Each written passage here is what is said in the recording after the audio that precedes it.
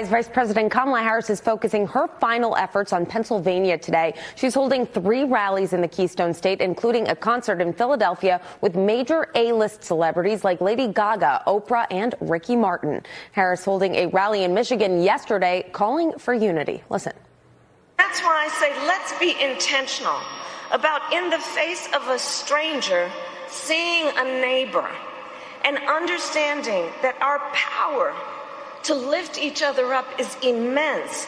And let us do it with the spirit of knowing the vast majority of us have so much more in common than what separates us.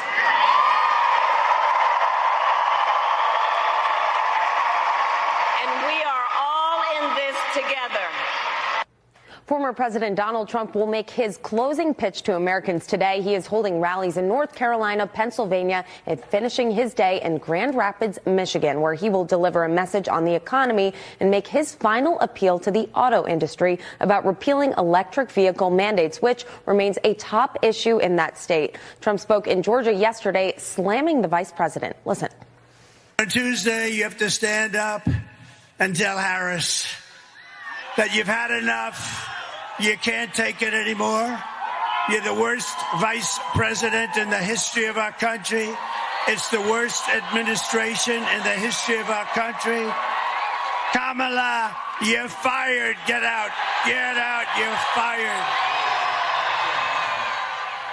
A new poll from the New York Times and Siena College shows Trump and Harris neck and neck in 7 swing states and statistically tied within the margin of error. And their running mates are also busy today in the final hours, with Republican vice presidential nominee J.D. Vance holding 4 rallies today in Wisconsin, Michigan, Georgia, and Pennsylvania. And Democrat vice presidential nominee Tim Walz will deliver remarks in Wisconsin and Michigan. Guys, so a busy day. Young Bobby Engels has a problem. He needs to earn the respect of his peers. So he gets the special MAGA Genesis fighting system. It comes with immigrant combat tools. He saves on his taxes. He gets more money, more control. Now things are pretty much okay. I said chocolate chip. Say it. Say it. MAGA!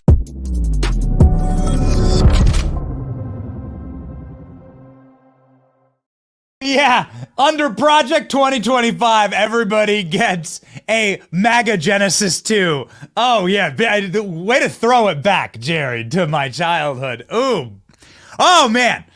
Oh, man, that is the energy, in fact, that we are riding into the election with. The horsemen of the apocalypse are upon us, and riding upon thy horses are Donald Trump, J.D. Vance, RFK Jr., Tulsi Gabbard, Tucker Carlson, Vivek Ramaswamy. Ladies and gentlemen, it is going to be one hell of a great day on election day. Here we are, 24 hours away. We have worked years to get to this point and this moment. And ladies and gentlemen, all the signs are flashing red.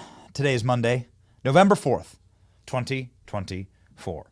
Trump maintains lead against Kamala Harris one day before the election. Ladies and gentlemen, I voted yesterday and I saw some amazing things. We're going to talk about it in just a moment. Kamala Harris kicks me out of her campaign event. Why? Oh, we're going to discuss it on the show today. I think it's because we were exposing exactly what the true state of the race is. And we're going to show you here the Streisand effect in full display. Donald Trump Jr., Justin Wells, General Michael Flynn, Congressman Ronnie Jackson, President Trump's doctor, and Mark Mitchell, the most accurate pollster in America, joined the program today. A stacked show. We're going to be riding for hours here, and we're going to announce to you our election night plans as well. My name is Benny Johnson, and this is The Benny Show. Ooh, baby! We are set for a great new American millennia right now. However, some of the horrors of the Joe Biden regime still linger. Today's economic environment is very, very stressful for all of us. The Fed is finally dropping rates, and there's no better time than now to put you and your family in a better financial position. If you're a homeowner, American Financing can help thousands of families just like you who've been putting everyday expenses on credit cards to get out from underneath that crippling debt by tapping into your home's equity. American Financing is saving their borrowers $800 a month. That's like a $10,000 raise at work. They're closing in as little as 10 days. You can start today by not having to pay next month's mortgage payment. There's no better time than now to turn your situation around. Call today, 888-528-1219. That's 888-528-1219, AmericanFinancing.net/Benny. AmericanFinancing.net/Benny. NMLS 182334, NMLSConsumerAccess.org. Okay, ladies and gentlemen, here we go. This is the moment that we've all been waiting for. This is the day. We are 24 hours out from what may be the most decisive electoral victory in our lifetimes. And we are so very excited in this moment because you can feel it. It's different than in 2020. It's different than even in 2016. You can feel that energy. It's a spiritual energy. Are you absorbing it? Are you sensing it the same way that I am? The powers of darkness and evil may overtake this nation for a night, but light will always prevail against the darkness.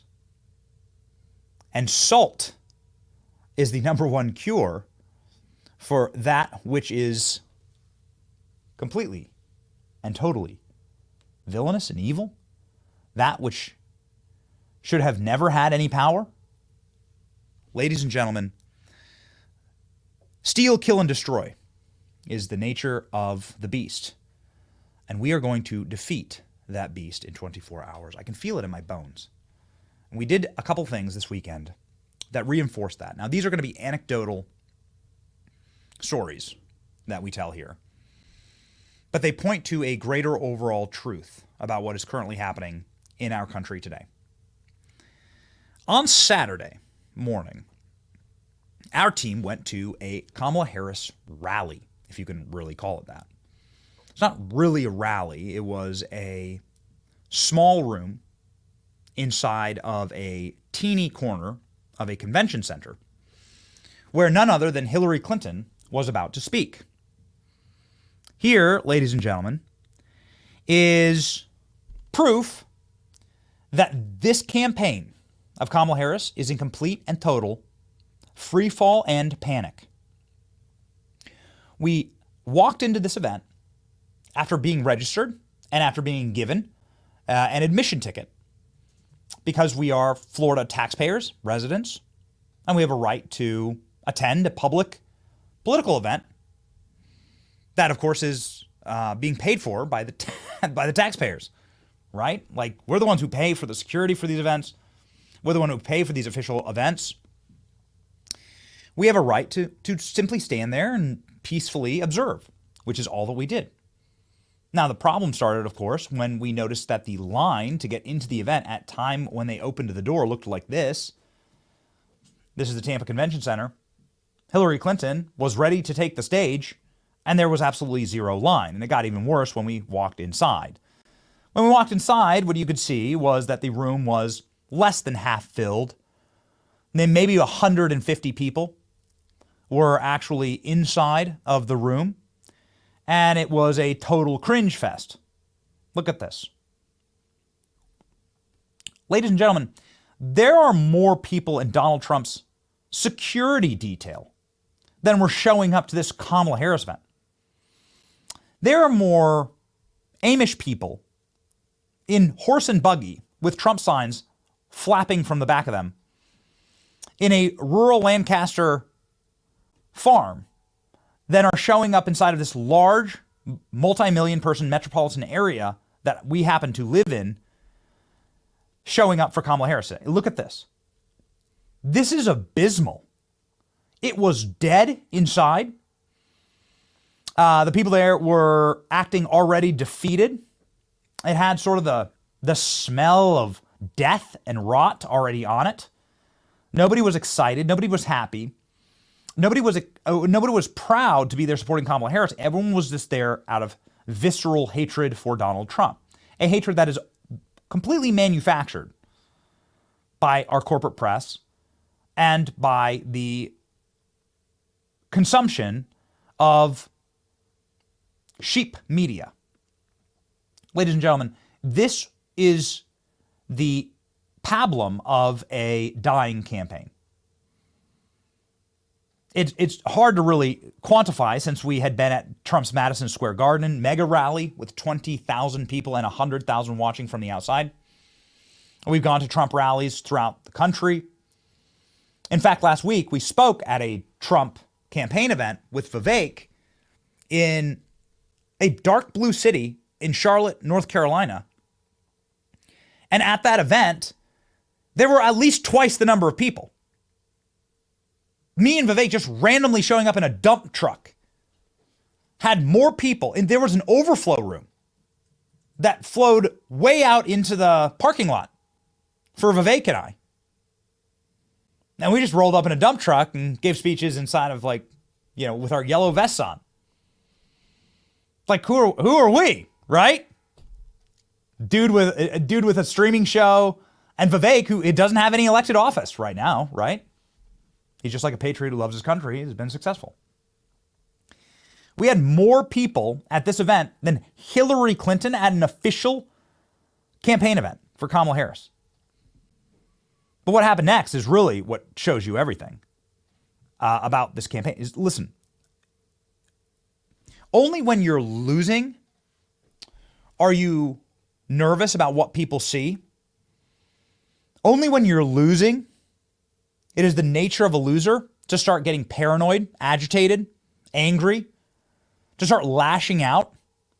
And as soon as we walked into this event, and I tell you the truth, I am not the guy. If you're looking for a creator to go in and scream at Democrats or throw paint on them or whatever, if you're looking for somebody to yell and grab someone, but that's not me. It's not me.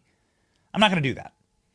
I'm not going to, I'm not going to rush the stage, right? When Hillary Clinton's on there screaming. There are people who do that. Okay. And we cover it. But that ain't my vibe. All right. I'd rather let people explain themselves and destroy themselves by just asking simple questions like, what has Kamala Harris accomplished exactly? And that's what we were planning on doing. We hadn't spoken to a single person at this event. We hadn't raised our voice. We hadn't even interacted with a single of the 100 people that showed up for Kamala Harris before they called the cops on us. The police escorted us out of this event for literally existing. This is what they think of you. They don't want to exist in the same country as you. Could you imagine if the Trump campaign did this to Rachel Maddow? Mark Cuban? I don't know. What's a high profile leftist? If they escorted, called the cops on them just because of their presence, we weren't yelling anything. We weren't harassing anyone. We had a rightful invitation to be there. We're a Florida taxpayer. I pay this dude's salary and they're sicking him on me. The cops I don't know. They're just telling me you're uninvited. You're uninvited to this event. What's small dick energy? It's the energy of a loser, right? This is the energy of somebody who's already lost. They couldn't tolerate our presence. We were guilty of thought crime. We just were Americans who disagreed with them. And that's not allowed at a Kamala Harris event. So they had the cops drag us out of there. Didn't need to be dragged. But this is the level of paranoia, sycophantism, and collapse of the Kamala campaign that is at hand. I suppose if we were guilty of a sin, it was the sin of showing you the truth. They couldn't have, I searched social media to try and find any more information on this event after they kicked us out. They wouldn't let anybody post any photos. You weren't allowed to show the truth of this collapsing campaign. And that's what we are guilty of. We're guilty of telling you what actually happened, the actual state of the campaign. That the Kamala campaign with Hillary Clinton, who was the candidate just a cycle ago, She can't even fill like the break room in a small corner of a convention center in Tampa. And then they have to call the cops on those who exist. The staffers were literally shaking. They had my X profile up. They had they had my profile up and were literally shaking as they're like looking at us. This is the feeble, cucked, beta, soy nature of this campaign. It is disqualifying when you treat your fellow Americans like this. This is what they think of you. They don't think that you have a right to even exist. That's a matter of fact, and they made that very clear to us. That we don't have a right to exist. We're not allowed in their presence. You ever seen any of those houses with the Kamala Harris signs out front that say, Kamala Harris, obviously? There are a couple of those around in the neighborhoods of Tampa. I've seen them. What a perfect distillation of the grotesque snobbishness, the elitism, the disdain for their fellow Americans and their beliefs, and the sneering. Yeah, that's exactly what it looks like. That's one of the signs. The sneering virtue signaling of these people who have no virtue. You know, one of those names, the Harris name, she's married to a serial spousal abuser who beats women and who cheated on his wife, destroyed his first marriage with the nanny, impregnated her. The other name is, based on all available evidence, a communist Chinese asset. And this is what these people want to put into the White House. Obviously.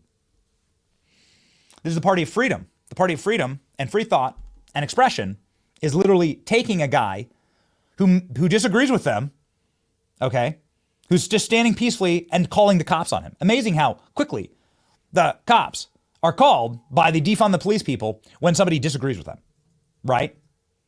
Or when they need to kill a squirrel, which we'll talk about here, hopefully with Don Jr. Yeah. Ladies and gentlemen, this is a dying campaign. It is hopefully a dying worldview, because I remember in America where we were allowed to disagree and kind of party together. It's called a political party for a reason. And that's what I found yesterday when I voted. So I early voted yesterday here in the state of Florida.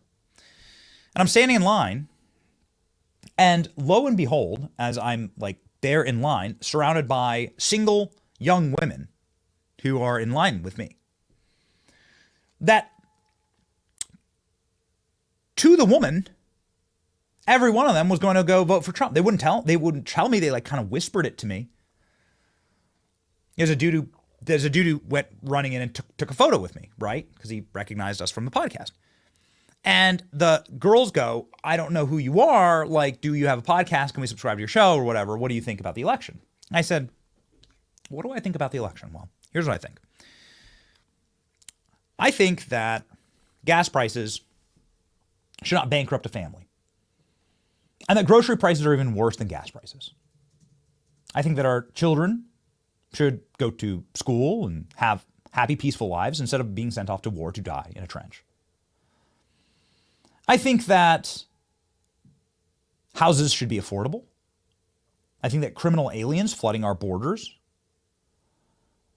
represses opportunities for Americans to get ahead and makes our nation unsafe. And I believe you should be able to walk safely down the street without fear for your life. I believe that our police should be funded, our firefighters should be funded. And that money that is created by ours, the greatest economy to ever exist in human history, should be spent in America first. And what that ultimately looks like is the potholes on my street, and the streets in Tampa, by the way, are like, I don't know if they're like this in your neighborhood, but it's like Beirut. It's like the war zones. Like we're on the front lines of Ukraine here when you drive down the streets. There's so many potholes. I believe those potholes should be filled. And that's like a small act of like just spending the enormous fortune of riches of this nation on us and on our country. And every single one of those women, young single women in line, agreed with me. And they're all voting Trump. And I said, wow, all these women voting Trump. One of them had blue hair dye in her hair. Like, that girl's voting Trump? This is what we found time and time again as we head into the streets and actually talk to people. These are non-scientific polls, but they're anecdotal, but they're real. This is what we found when we went into Fulton County, a county that is prosecuting Donald Trump, trying to put him in prison, gave Trump a mugshot. This is what we found when we traveled to Fulton County and handed out MAGA hats. This is the number one place. This is the number one place in America, one of the most Democrat counties in America, one of the highest, I think perhaps the highest population of African Americans, black Americans, in a single county is here. In this county. And ladies and gentlemen, we handed out MAGA hats and ran out effectively in minutes because they were so popular. There's something happening that can't be quantified by the polls or by data or by math. And you feel it and I feel it. There's something spiritual happening in this country. There's an awakening that's very powerful. And it's very exciting to be a part of. Here we go. America. Here you go, man. I feel rock. It be everywhere. Let me see y'all.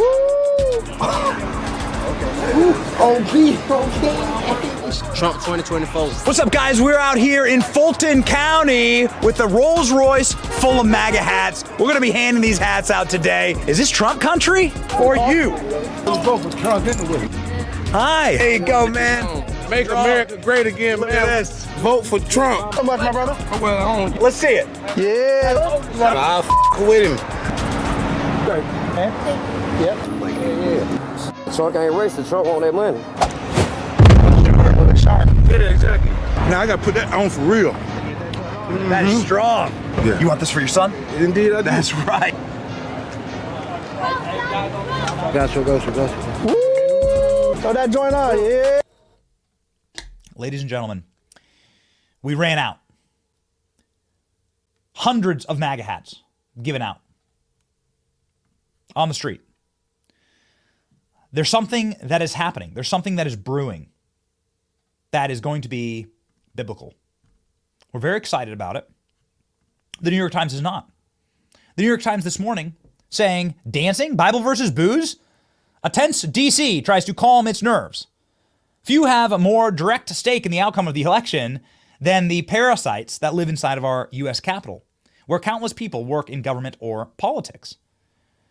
In this article, they say that D.C. already knows Trump's going to win. The residents of Capitol Hill, young, old, tried to keep the election day at arm's length on Halloween, hitting red brick sidewalks in defiant, carefree costumes, Batman, Taylor Swift, aliens, orange traffic cones, farm animals, anything but politicians or presidents. The reason why is because there's a lot of anxiety here. The article goes on to say that those in Washington, D.C., who would be at the chopping block as Elon Musk takes over with Ron Paul. Now, libertarians, are you hearing me? Ron Paul has now accepted Elon Musk's invitation to help cull government glut and largesse. That this could be the single greatest awakening for our nation, putting America first, once and for all. Ladies and gentlemen, this article is remarkable as it explains how staffers inside of these government bureaucracies are literally depressed and have decided that they are probably planning on selling their homes in Washington, D.C. if the worst happens. What would the worst be? The worst would be some accountability in the federal government for them and their waste. And I call it waste because it should be illegal for the official job numbers to count government jobs. The government doesn't create any jobs. The government simply parasitically consumes in this nation. And let me tell you, as somebody who lived in D.C. for 15 years, these jobs do not deserve to exist. Whole departments do not deserve to exist. The amount that can be cut from the government budget can be trillions without affecting a single American's life, except for the people who are just high-profile welfare recipients, which is actually what a government job is. You're a high-profile, you've been able to game the welfare system from the federal government that we all pay for as a tapeworm inside of the body politic of the American Republic. You've been able to game that system enough to be one of the fattest tapeworms, is what you are. Ladies and gentlemen, they're talking about an exodus of government bureaucrats from Washington, D.C., saying that they're scared. Wait and see, one career employee texted a friend at a Washington law firm. One veteran Democrat congressional aide at the center of the nonstop combat with Trump in the White House called it quits a few weeks back, saying the possibility of Trump was too terrifying. Donald Trump, just the possibility of this, the rats are fleeing the ship. She's too burned out for the first Trump go-around.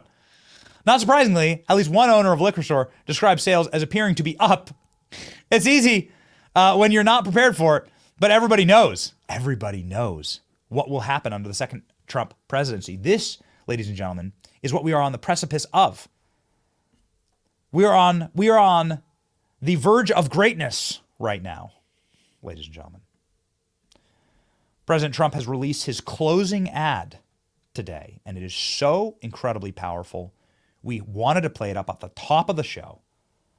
This is a moment for victory. If you need an extra chill down your spine today, look no further than Donald Trump's closing message and a warning to these people who are mewling, bitching, and crying to the New York Times about their future being able to grift off the American taxpayer.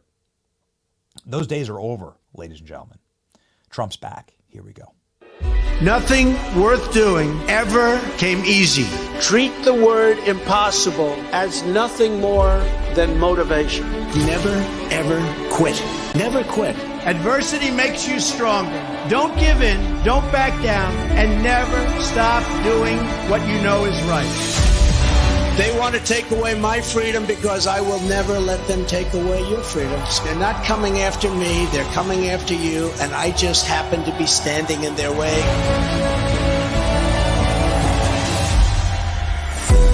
When they couldn't beat him, they tried to bankrupt him. President Trump is back in a New York City courtroom.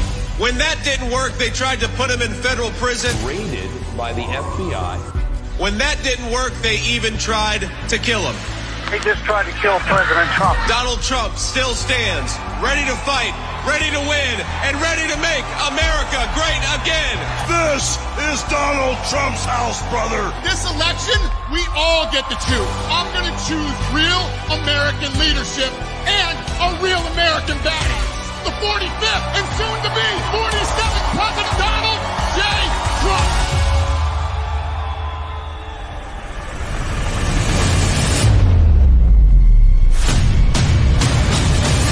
Starting on day one, we will defeat inflation quickly and we will make America affordable again. I will cut your energy costs in half. It's time for the working man and woman to finally catch a break. We are going to bring back the American dream bigger, better, and stronger than ever before. When I'm back in the White House, we will restore world peace, and it will be again peace through strength. I will launch the largest deportation program in American history. And we'll put these vicious and bloodthirsty criminals in jail or kick them the hell out of our country. November 5th, 2024 will be Liberation Day in America. We all salute the same great American flag. Our best days are yet to come. Together, we will make America great again.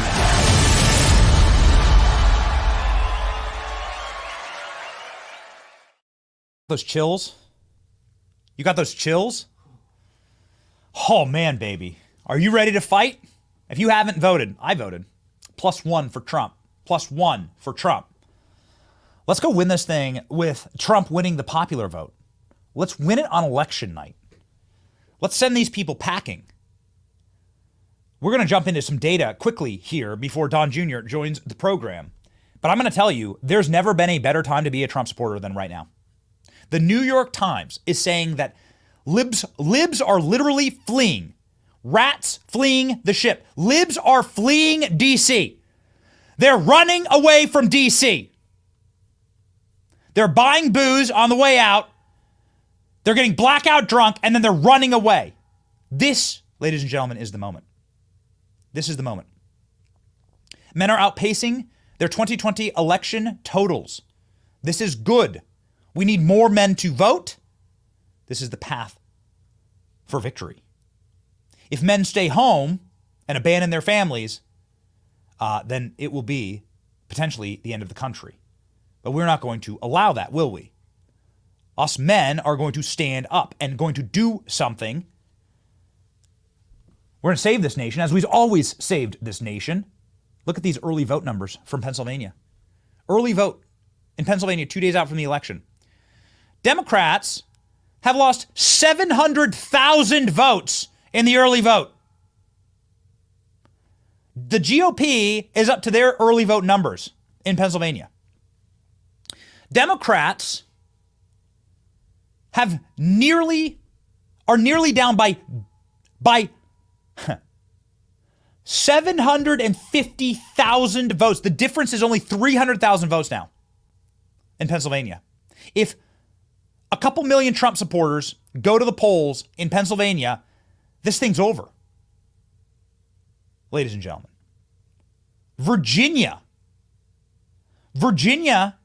the numbers are showing that Democrats have a smaller blue firewall than when Terry McAuliffe lost in 2022. You remember that governor's race that led to Glenn Youngkin winning. Virginia is a toss-up. Ladies and gentlemen, Kamala's support is fake. The hard numbers show it, obviously. Democrats are not voting for Kamala Harris. Now we have to vote for Trump. If every Trump supporter turns into a Trump voter, we win. Look at this. Just fascinating reporting. And then I got to get to Bannon this morning. So unbelievable. Kamala Harris threw a rally in the center of the swamp. Her closing message was going to be a message in the center of the swamp, which is kind of like your boss calling an all-staff meeting on a Friday afternoon that you have to go to. The only people that showed up, I told you on the show, were going to be Kamala sycophants who are scared of getting fired when Trump takes over. These are going to be people that literally work for Kamala, and the executive branch has hundreds of thousands of employees. Boy, was I wrong. For somebody that professionally tracks cell phone data, turns out that 91% of these people have attended 3 or more Kamala Harris rallies. 11,000 of them were from Atlanta, Georgia, and 6,500 of them were from California, according to cell phone data. It's all fake. It's not real, like these garbage polls that have been pushed these last couple of days. Trump's going to lose Iowa. Bull. It's not real. None of this is real. It's manufactured. And they won't be able to manufacture enough votes on election day when we break the backs of the polling numbers and Donald Trump surpasses the alleged 81 million votes that Joe Biden got. What are they going to say? That Kamala Harris got more votes than Barack Obama and Joe Biden? Really? Really? They're going to be able to run that line? No, I don't think so. Steve Bannon, take us home, baby. Steve Bannon this morning in the War Room. He is the old man of MAGA. He's a friend of our program. He's the wise old man. He's the Gandalf, effectively, of MAGA. Steve Bannon explaining the precipice that we are on right now as a country. Talk about the physicality of the early vote, the materiality of the early vote. We're in so much better position than I thought we'd be in. I thought, my belief was that on the Sunday of the mass mobilization weekend, targeting Tuesday, we have to have a massive get out the vote effort, and we traditionally do better on election day voting than they do, that there would be a couple of potential firewalls that they had set up that you saw were going to be huge issues. Those have not materialized. and we're going to go through math today, touching on it now. All that means is victories within our grasp. We just have to execute. This is no longer about strategy. It's not even about tactics. This is pure political muscle. And it goes to the theme of this show over the last couple of years, of which you guys have embraced. And you, the audience, are the prime movers. Think about this for a second. Let's pull the camera back. If we had put out a proposition or a predicate of an idea, a framing a couple of years ago, that actually working class people, Boris, and middle class people would have the wherewithal and have the election in their hand. It wouldn't be Wall Street. It wouldn't be about money. It wouldn't be about TV ads. It would literally be about going out. If we had said that at the time, you say, yes, I want it. That's exactly where we stand. Victory is within our grasp. Ladies and gentlemen, the old man of MAGA, the great Steve Bannon. What's the new man of MAGA have to say about this moment? This moment where you are still watching Donald Trump with a commanding lead.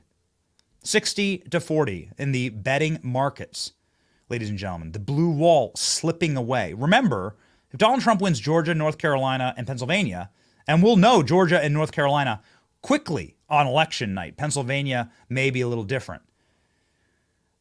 But if these go to Trump, there is no path for Kamala Harris. What happens next?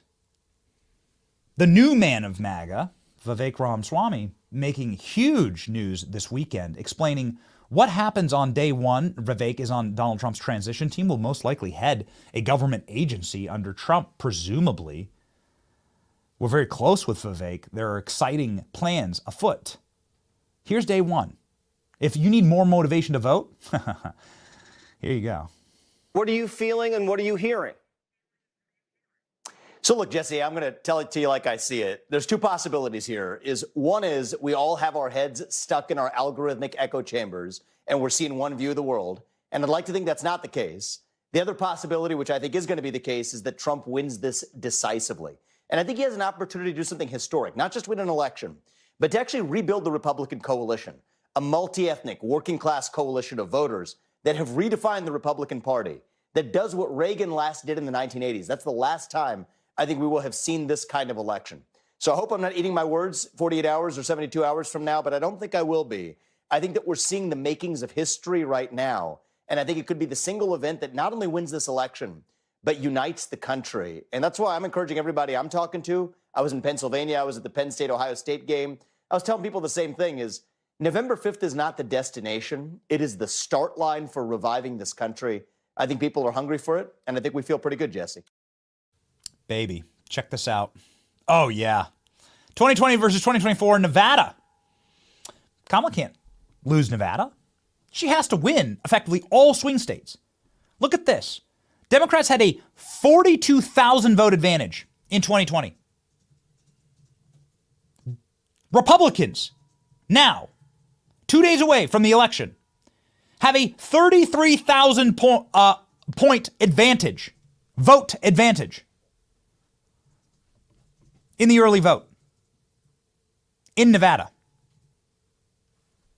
Ladies and gentlemen, 4.2 million people have voted in North Carolina already. This is doomsday for the Kamala Harris campaign. Some of the biggest pollsters in the world are saying, gotta tell you, Trump's chances are muscular and strong. There was supposed to be a Kamala Harris surge this weekend. Nope. Donald Trump in the 50s and 60s percentage chances of winning the toss-up, 53% chance, according to Decision Desk, to win the presidency. 538, one of the most left-wing pollsters, 53% chance of Donald Trump winning. The outlay right now, looking just absolutely miserable for Kamala Harris. Which team would you rather be on in this moment? Ladies and gentlemen, this is our moment. The closing argument under President Trump. Kamala broke it. I will fix it. Here we go. And I've come today with a message of hope for all Americans. With your vote on Tuesday, I will end inflation. I will stop the invasion of massive numbers of criminals coming into our country. Thank you very much, Kamala and Joe. And I will bring back the American dream, and we'll bring it back stronger than ever before. But this is all you need to know. Kamala broke it, and we will fix it, and we're going to fix it fast.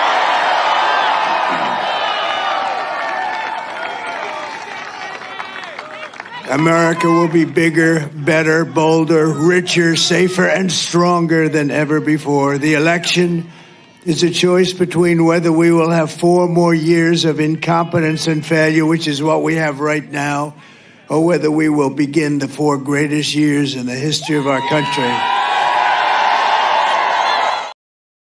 Ladies and gentlemen, the polls are underestimating President Trump. We've seen it ourselves. We've seen it on the streets. We've talked to Americans every single day. I stood in line with a bunch of young college-age women who were voting Trump. We went out to Party City in Tampa, and 20-1, those kids went for Trump just this past weekend for our Benny on the Block show. Something biblical is happening.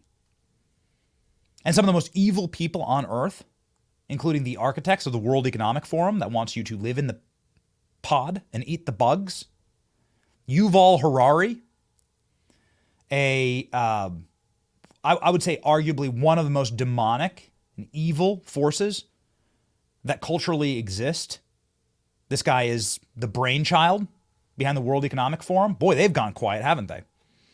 As globalism is atomized, slowly, then quickly on Election Day. Here's what he has to say about a Trump 2024 win. This is what one of the most evil architects on planet Earth of the re-engineering of anti-humanity has to say about your vote for Trump in 2024. Let's go. Are you concerned that Trump might be elected again shortly? I think it's very likely. And if it happens, it is likely to be the kind of like the death blow to what remains of the global order. And he says it openly. Now, again, it should be clear that many of these politicians, they present a false dichotomy, a false binary vision of the world, as if you have to choose between patriotism and globalism, between being loyal to your nation and being loyal to some kind of, global government or whatever. The death blow for globalism. That should have been the Trump 2024 campaign ad. We will be the death blow for globalism. We will return your country back to you. And here are the final swing state numbers from Atlas Intel, the #1 pollster in America, the most accurate pollster in America. Trump dominating Harris in all swing states. Which position would you rather be in, ladies and gentlemen? Look at these numbers. Ladies and gentlemen, we are on the precipice of bringing about a new great American century, an American revival. And there's one man who knows this strategy and who knows what's about to happen better than maybe anyone. Somebody who's been on his father's side for the better part of, his entire political career, but certainly somebody who's been the #1 advocate for MAGA. On the campaign trail, off the campaign trail, somebody who lives out his values, and somebody who's going to talk with us about Peanut the Squirrel and how this may be a turning point, an inflection in American history. The great Donald Trump Jr. joins the program live now.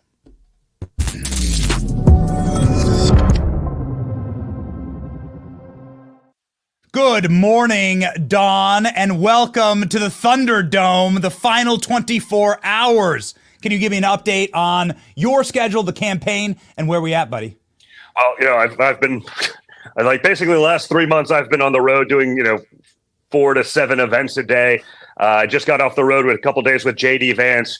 I don't usually spend a lot of time with my father on the road because I figure one Trump in the room is generally enough, if not oftentimes more than enough. But I figured for this last day, it's kind of a historic time. I'm meeting with my father today in North Carolina. We're doing an event here. We're doing 2 in PA, another one at like midnight in Michigan tonight. So, just joining up for the last day with him. But honestly, guys, on the ground, it feels so good. It has a 2016 vibe to it.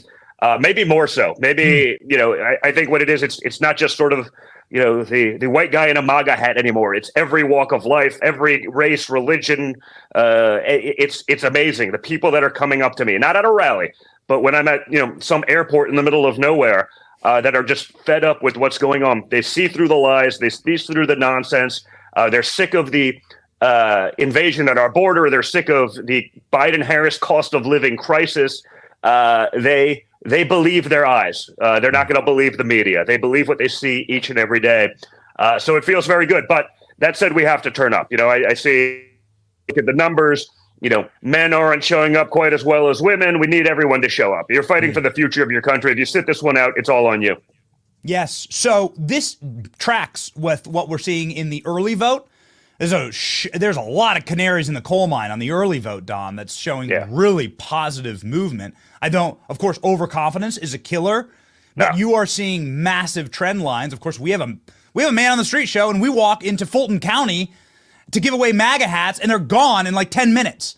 You can't, you can't stop. I think like this level of momentum.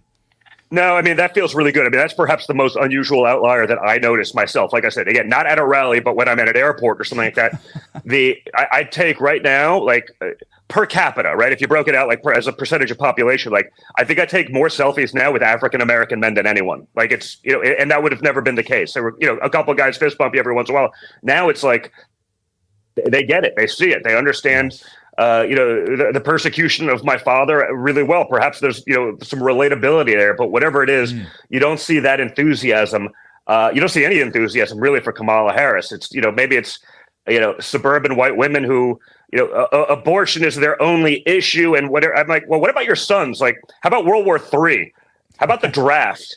I understand you're worried about your daughter's rights, and we get that. I don't think the things that they're putting out there are even remotely true as it relates to my father's actual stance on these things. But what about your boys getting sent to World War III because the Democrat Party has become the party of war?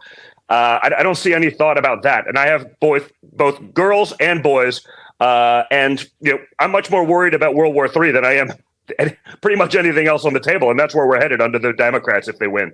Yes, I think that you brought up the word persecution. I think that people see that, and that is creating a paradigm shift where those who understand that this system is rigged against them and that there is true totalitarianism and a tyranny state are siding now with your father to destroy that state. And I don't think there's ever been a better crystallization of that than Harambe in 2016, but perhaps we have our new Harambe in Peanut the Squirrel, where this weekend in your home state of New York, where you were raised, the feds raided a orphan squirrel that was saved by his owners that brought joy to millions every single day, had 3 million followers on social media, was a peaceful, happy squirrel that brought joy and livelihood to millions every single day, and they killed him.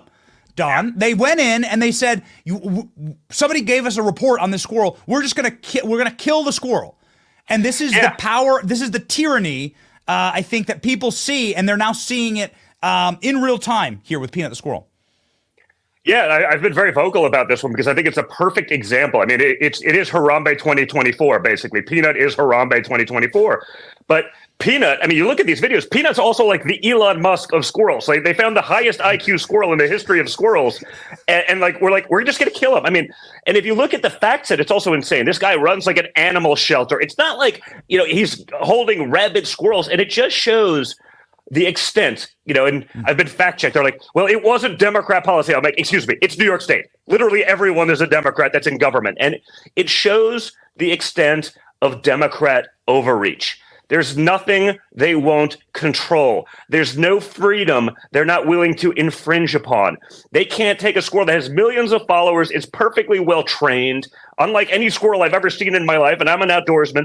And they decided rather than, we're going to have to test it for rabies. The only problem is the only way to get post-mortem, so they have to kill this thing. And a raccoon, by the way. I'm sort of shocked the squirrel got more attention than the raccoon. But that's the Democrat Party. There's nothing they won't touch. There's no way they can't leave you alone. They can let tens of thousands of illegal immigrants punching cops, looting, stealing. We'll house them in luxury hotels in New York. We'll give them phones and court dates in 30 years, and we'll give them money at the border. There's hundreds of thousands of rats all over New York City. There's 20,000 plus complaints, I think it's like a month, about rats. They will do nothing about that. But if you have a squirrel that's lovely, that's trained, that's in your home, that has followers, they're going to go in there and kill it.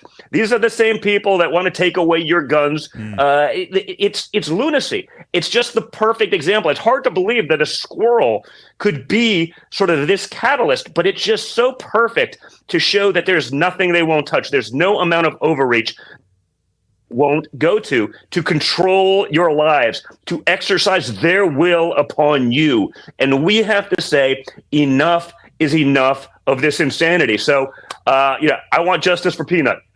Justice for Peanut. I wonder if you could give a message to Peanut's owner about what a Trump administration would do to people who want to save orphaned animals. It seems like the most honorable and virtuous thing that everybody should be able to agree upon. And as obviously an animal lover and a conservationist yourself, I'm sure this really hit home.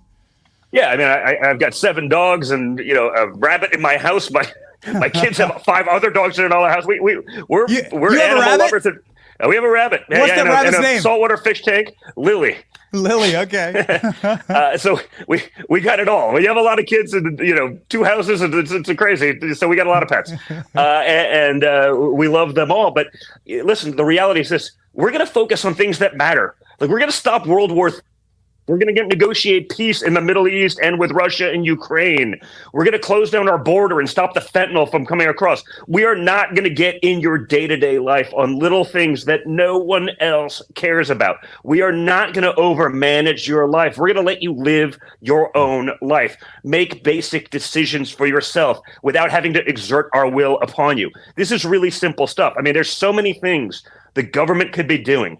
Okay, but Peanut would be better off being a legal immigrant. It'd be given money, it'd be given shelter, they'd be given housing, even if it was an illegal immigrant criminal, because criminals are treated better now than American citizens. And this is the perfect evidence of that. So, that's not going to happen in a Trump administration. That kind of stuff has to stop. And it also, again, it's no surprise that it happened in a communist state like New York. Okay, I'm a political refugee from New York. Moved to Florida. It has to stop, guys. This is not freedom anymore. It's not a joke when we talk about we're going down the path towards socialism and much worse in communism. That's where we're headed. And you have a choice tomorrow. You can pick which way you want to go, but that's up to you. But I encourage you to choose Trump, and I encourage you to bring a lot of friends. If you guys sit this one out, it's on you. They're going to play games. They're going to do whatever it is they can do to win. They will somehow get Kamala Harris across the line, even if no one actually believes it. We can stop it, but we're not going to stop it by ourselves. You guys need to be a part of that. Show up, vote, stay in line. If you see something shady, document it, video it. Do not allow them to play these games. This time, we're prepared. But they're always good at adapting. They're far better at that than us. They'll figure out another way. Watch it. Don't let anything escape us. The future is ours if we get up and we show up. Yes, I believe that there are only a few acceptable times for a man to cry: the birth of his children, maybe like the death of his dog, right? Like the loving of an animal and the connection between. I had 2 dogs growing up. And losing them was some of the worst moments of my life. I think that's why this Peanut story hit so hard. So, yeah. Don, could you give a message to those men out there? Obviously, your father is welcomed like a roaring hero at a UFC event fight, right? Like he sits ringside. Yeah. There's a lot of love for your father from men. Donald Trump winning men in all the polls, but we need men to show up to the polls. Yeah. Can you give a message to men right now? Hey guys, get out there and do it. If you want to get sent off to World War III by Kamala Harris so that Liz and Dick Cheney can make a couple bucks through their side businesses at big war, that's up to you. Not my choice. You guys have to get up and you have to show up. Right now, the women are definitely outperforming the men in showing up, and I get there's reasons for that. Maybe it's work or whatever it may be. You guys have to get involved. You have to get off your ass and vote. You have to level of resolve that my father showed on July 13th when he got shot in the face. You see it. All these Democrats, everyone's a tough guy on the keyboard this day. You get shot in the face, you come up defiant, ready to fight. Back him. Support him. That's the guy that will keep you out of a war. That's the guy that stops our enemies from taking advantage of us. That's the guy that gets peace deals done. That's the guy that can grow an economy because he's done it before. And that's the reality, guys. We've lived under both administrations. Kamala Harris has been there for 4 years, and we are all far worse off. Trump fixed things. He got it done. Kamala Harris is not an agent of change. She's going to be an agent of change for the worse, the continuation of these failed policies. So, guys, get off your ass and vote. Bring the women, too. But, I can see it in some of the numbers. There's a little bit of a difference. It's not as crazy as some people would, have you believe. But it always historically is. Guys spit these things out. But, guys, you're going to be the ones bearing the brunt of World War III, okay? Because everyone's a feminist in a time of peace and want people in the combat lines. Once you're actually at war, some of these things change a lot. And that's where we are when you look at what's going on in Russia and the Middle East. So, guys, it's up to you. Get out there, make it happen. Vote, vote, vote. And then bring your friends. If you've early voted, take a couple minutes, call your friends, text them, make sure they get it. Because a lot of people are just struggling to get by. It's hard right now. They're not paying attention. They believe what's happening on CNN is actually real. Don't do that. You see that in some of the polls. They're designed to either make you overconfident so you sit on your ass at home, or they're designed to demoralize you so you sit at home. You saw that nonsense out of Iowa the other day. Like, I'll bet that person like six figures that we're not losing Iowa, but they're designing it to try to dissuade you. You see how it shifted the betting markets. The second that happened, all of a sudden the betting markets tightened up. It's one nonsense poll that, by the way, J.B. Pritzker, the communist governor of Illinois, was talking about like hours before it released to people because he had the inside information, which if you don't, is like literally the most unethical thing imaginable. So that's a Democrat fix. It's a Democrat plant. You saw Stuart Stevens, Mitt Romney's guy, talking about it as though it was real. The rhinos and the Democrats are going to play this game. They're trying to demoralize you. They're trying to get you to stay at home. They're trying to undo what we've been able to do at the RNC and with the Trump campaign for the last few weeks in early voting. Do not let them get away with it. Show up, fight for your country, fight for your future, fight for your children, because I can assure you they're all worth it. Get in line, stay in line. It's not that hard. I don't care if it's a couple hours. Like, relative to where we can go as a country, relative to, World War III versus affordable groceries, like, it's kind of a no-brainer. Get in line, stay in line. If you see something shady, make sure you capture it so everyone else can see it and we can fight back. It seems like they're throwing everything that they possibly can against the wall, Don, and it's not working. This is the footage from last night in Macon, Georgia. This looks like any type of massive country music it looks like Woodstock, but it's just to support your father. They didn't need Lizzo. Democrats have been trotting out Eminem, Usher, pretty much emptying the entire Diddy tapes. Okay, J-Lo, right? Diddy's ex-girlfriend. They're bringing them all out. Is it gonna work?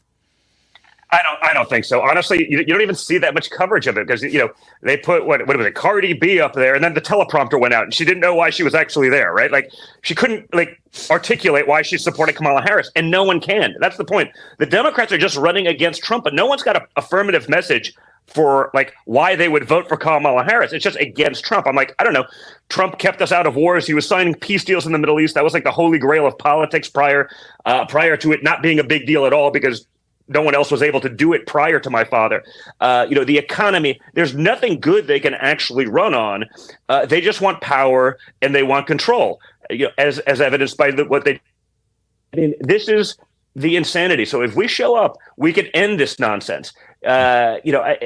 It's sort of hard to believe that Trump can put that many people in there. He doesn't need Bruce Springsteen and these other people to do that. And it does seem strange that it feels like everyone who was even Cardi B was saying, I'm staying out of politics. I'm staying out of politics. A few of these other guys were all out of politics until the Diddy tapes broke. Yep. Usher said it too, right? He wasn't good. I was like, oh, that's kind of cool. I actually promoted him. Like, if maybe everyone who knows nothing about politics should stay out of it. Maybe everyone who's a billionaire or worth hundreds of millions of dollars, and like, the change, when groceries go up 50%, it doesn't affect them. It doesn't crush their will to live when the interest rates make their homes totally unaffordable because of incompetent policy and because we keep sending money to, billions to Ukraine every week. Maybe they should sit it out. And it's sort of interesting. Then the Diddy tapes happen and everyone starts endorsing. It's like, all right, I know where this is going. They're all there. They're all part of it. None of that stuff's a conspiracy anymore. And by the way, they've all been photographed there, so you know what's happening. So we can vote against that too, and maybe put some decency back into politics as well. So yeah, I don't think it matters, but what matters is that everyone actually shows up. When you see these stats, 20% of people lied about actually voting. It's like, just get in line, vote. Your employers have to let you do that. Don't let your job, get out. If you're in line, stay in line. If you get in line by the times the polls close, whether it's 7 o'clock, usually about that, just stay in line. They have to let you do it.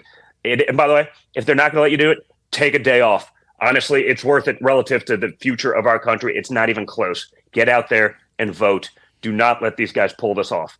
And by the way, but the big thing is actually doing it right. Like, make it decisive. Like, if it's decisive and everyone really turns out and everyone votes this way for us, like, we can end this nonsense once and for all. If it's close, you know what they're going to do. They're going to drag it up. Days to count these 1,500 votes to see which way this thing goes. And magically, oh, look what we found. Look what we found. The totally impossible statistic spike. End it tomorrow. End it on election day. End it by overwhelming the inevitable BS that they will try to pull if it's close. I just can't believe that 2024 brought us Eminem endorsing Dick Cheney. I can't believe it. Eminem siding with Dick Cheney. Well, how about just the Democrat Party embracing Dick Cheney? I mean, I remember about 3 months ago, when for 30 years he was the greatest war criminal in the history of America. I mean, that's their words, not mine. I agree with them on this one, actually. It's one of the few things that we're probably bipartisan agreement on. But we traded Dick Cheney and Liz Cheney for RFK, Tulsi Gabbard, Vivek, Elon Musk. I mean, imagine letting Elon just do his thing, like fixing the broken bureaucracy. I mean, this is a guy that's like 3 years. NASA has a 75-year head start, and he's destroying them, crushing. We're catching spaceships out of air with chopsticks now. It's like the modern day version of Mr. Miyagi in catching a fly with a chop. We're doing it with rockets. Elon did that by himself as a private company. Like, this guy wants to come and help and fight for America. Like, please allow him to do that. That's the Einstein of our era. But the Democrats are never going to do it because they're incapable of that. They just want power, bureaucracy, and control. He could save $1 trillion in our federal government cleaning this stuff up, and it will function better. Just like when he got rid of 80% of Twitter's broken workforce, and it actually started functioning. There's nothing we can't do, and that's the difference. We've assembled a team. It's not Kamala Harris and Tampon Tim, who literally can't do anything other than put tampons in boys' bathrooms. Like, these are their think of the difference. Think of what we could do. Like, just don't squander that opportunity, lifetime chance to really change the future and the trajectory of our country. Do not pass that up. And now for the libertarians, like Ron Paul is now going back and forth with Elon on Twitter. It's like figuring out how to get involved. Like, get out and vote. It's so easy. Just do it. Just do it. Do it for Peanut. Do it for Peanut, guys. Peanut. R.I.P., buddy. Don, this has been an unbelievable ride. Everybody needs to tune in to Don's X page. Speaking of a shout out to Elon, Don has 12.5 million subs on X. Get on over there. Obviously, but you want to stay tuned to this last 24 hours. It's going to be rocking. It's going to be rolling, and it's going to be biblical. God bless you, Don. Good luck today, man. Thanks a lot, buddy. I got to go hit the road. I'm going to join up with DJT now, finish this off strong. But everyone, get out and vote like you're the third monkey in line for the Ark, and it is how critical it is. Get out, do it. Bring your friends, bring your loved ones, text them, especially in the swing states. Whatever you would do if you woke up on November 6th and Kamala Harris was president-elect, do it now. Do it for the next 36 hours. Just Do it. Let's win this thing. Let's put him to bed. Let's go, baby. Let's go. Thank you, Don. Be good, God buddy. bless you, man. Godspeed. Bye. I don't know how they do it. I don't know how they do it. How does the Trump family have that energy? Every single time that one of the Trump kids are on the program, when Trump's on the program, Trump invited us to fly in his plane a year ago to one of his rallies. We did a behind the scenes with Trump on the plane. That's where I ate McDonald's with Trump. Little did I realize how iconic that would be. How do they do it? Where's that energy come from? I was talking with my wife last night, who's a nurse and who has seen, the best of, the like peak human performance, right? And the worst of human performance, right? She's from Delaware, so she knows Joe Biden and that nightmare quite well, and that disaster. And she's saying that it is unnatural and almost inhuman in a way, in the best possible sense, of the energy that the Trump family has. Donald Trump's doing an event, I think 4 events today, 4 events tomorrow. I think he's doing an event right now, actually, in North Carolina. Where do they have the energy? I am left to assume 2 things. One, because God stopped a bullet that was intended for Trump's skull, that energy is a spiritual one that God voted 3 months ago, and we get to vote 24 hours from now. Less, actually. And 2, that President Trump is just driven by something that is beyond physical comprehension and can boil down to love of this country. Trump's a closer, man. And that's what you're seeing in this moment. The single greatest moment to be a Trump supporter right now. Donald Trump has never been in a better poll position than right now. Do not let him down. Don't let that family down. They've come on and spoken with this audience. This audience has millions and millions in it.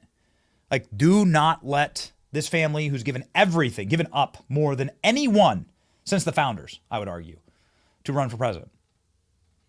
The founders of this country gave up their fortunes, gave up their families to the war fields. Some of the founders were imprisoned for life because they signed the Declaration of Independence. Some died in prison. Some were executed. Did you know this? That's what our founders gave up. They actually face the same level of persecution that Donald Trump does. Donald Trump faces imprisonment and the destruction of everything that he has built. As we all do, actually, under a Marxist rule and the descent into the abyss with Kamala Harris. So vote that, ladies and gentlemen. I don't know how Donald Trump keeps his energy. I know how I keep my energy. Field of Greens. We are in a current moment where I assume for the next couple of days, we're just going to be live forever. We're just never going to quit. And this show is going to be a 3-hour show.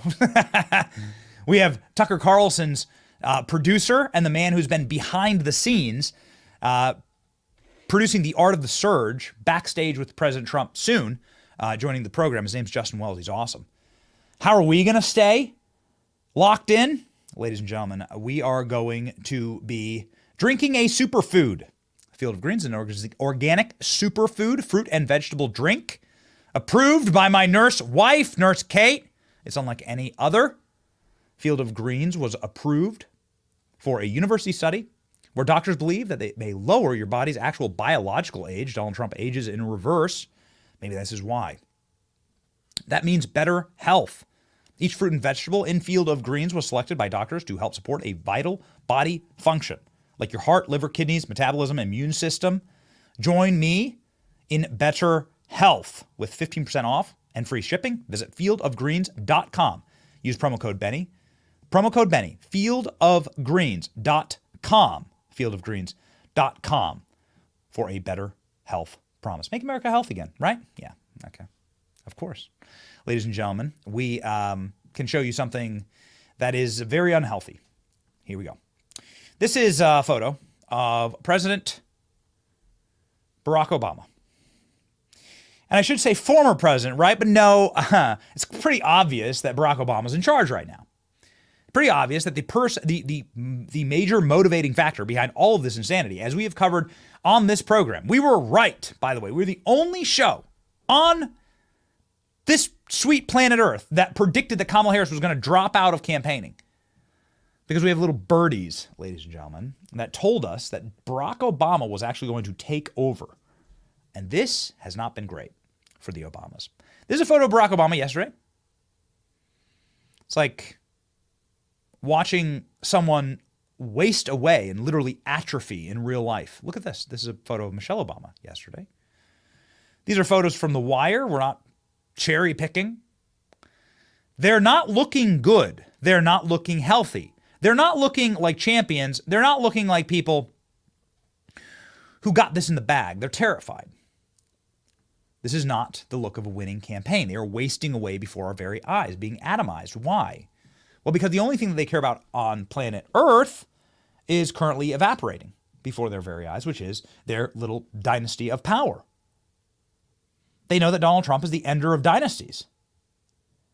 You want another great reason to vote for Trump? We've given you about 400,000 on this program, but why not one more, ladies and gentlemen? Here we go. Donald Trump has ended the most corrupt dynasties in this country's history.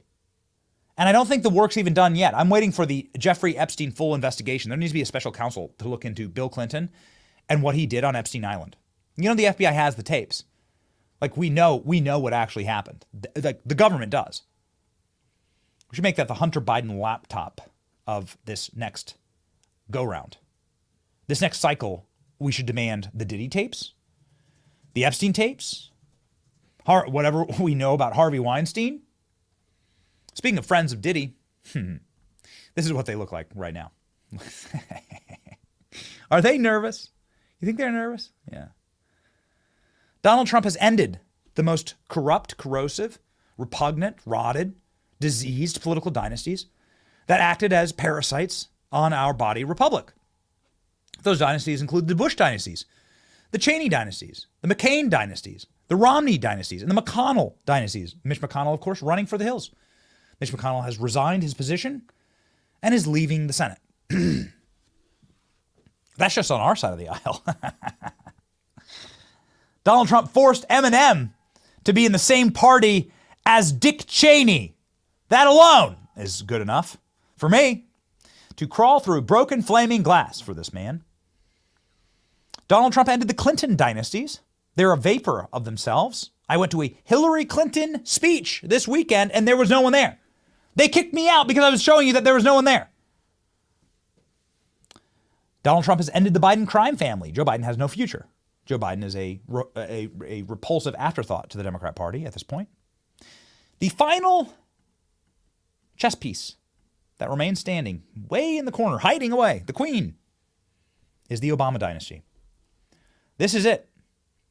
This is what they know ends in 24 hours. We can end these people who've sold out our country. We can end their dynasty, who've sold out our nation. We can put an end to these policies. The surge in criminal aliens began under Barack Obama.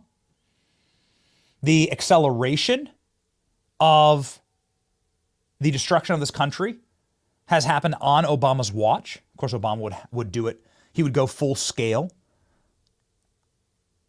with Joe Biden at the helm because he just doesn't care about Joe Biden. He actually hates Joe Biden. And he wanted Joe Biden to suffer the penalties of the atrocious policies that were America ending. And this is who's been in charge.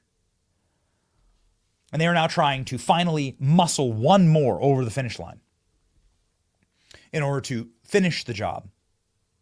And it's our opportunity to finally to stop the tide and to turn it, ladies and gentlemen. So this is what is at stake.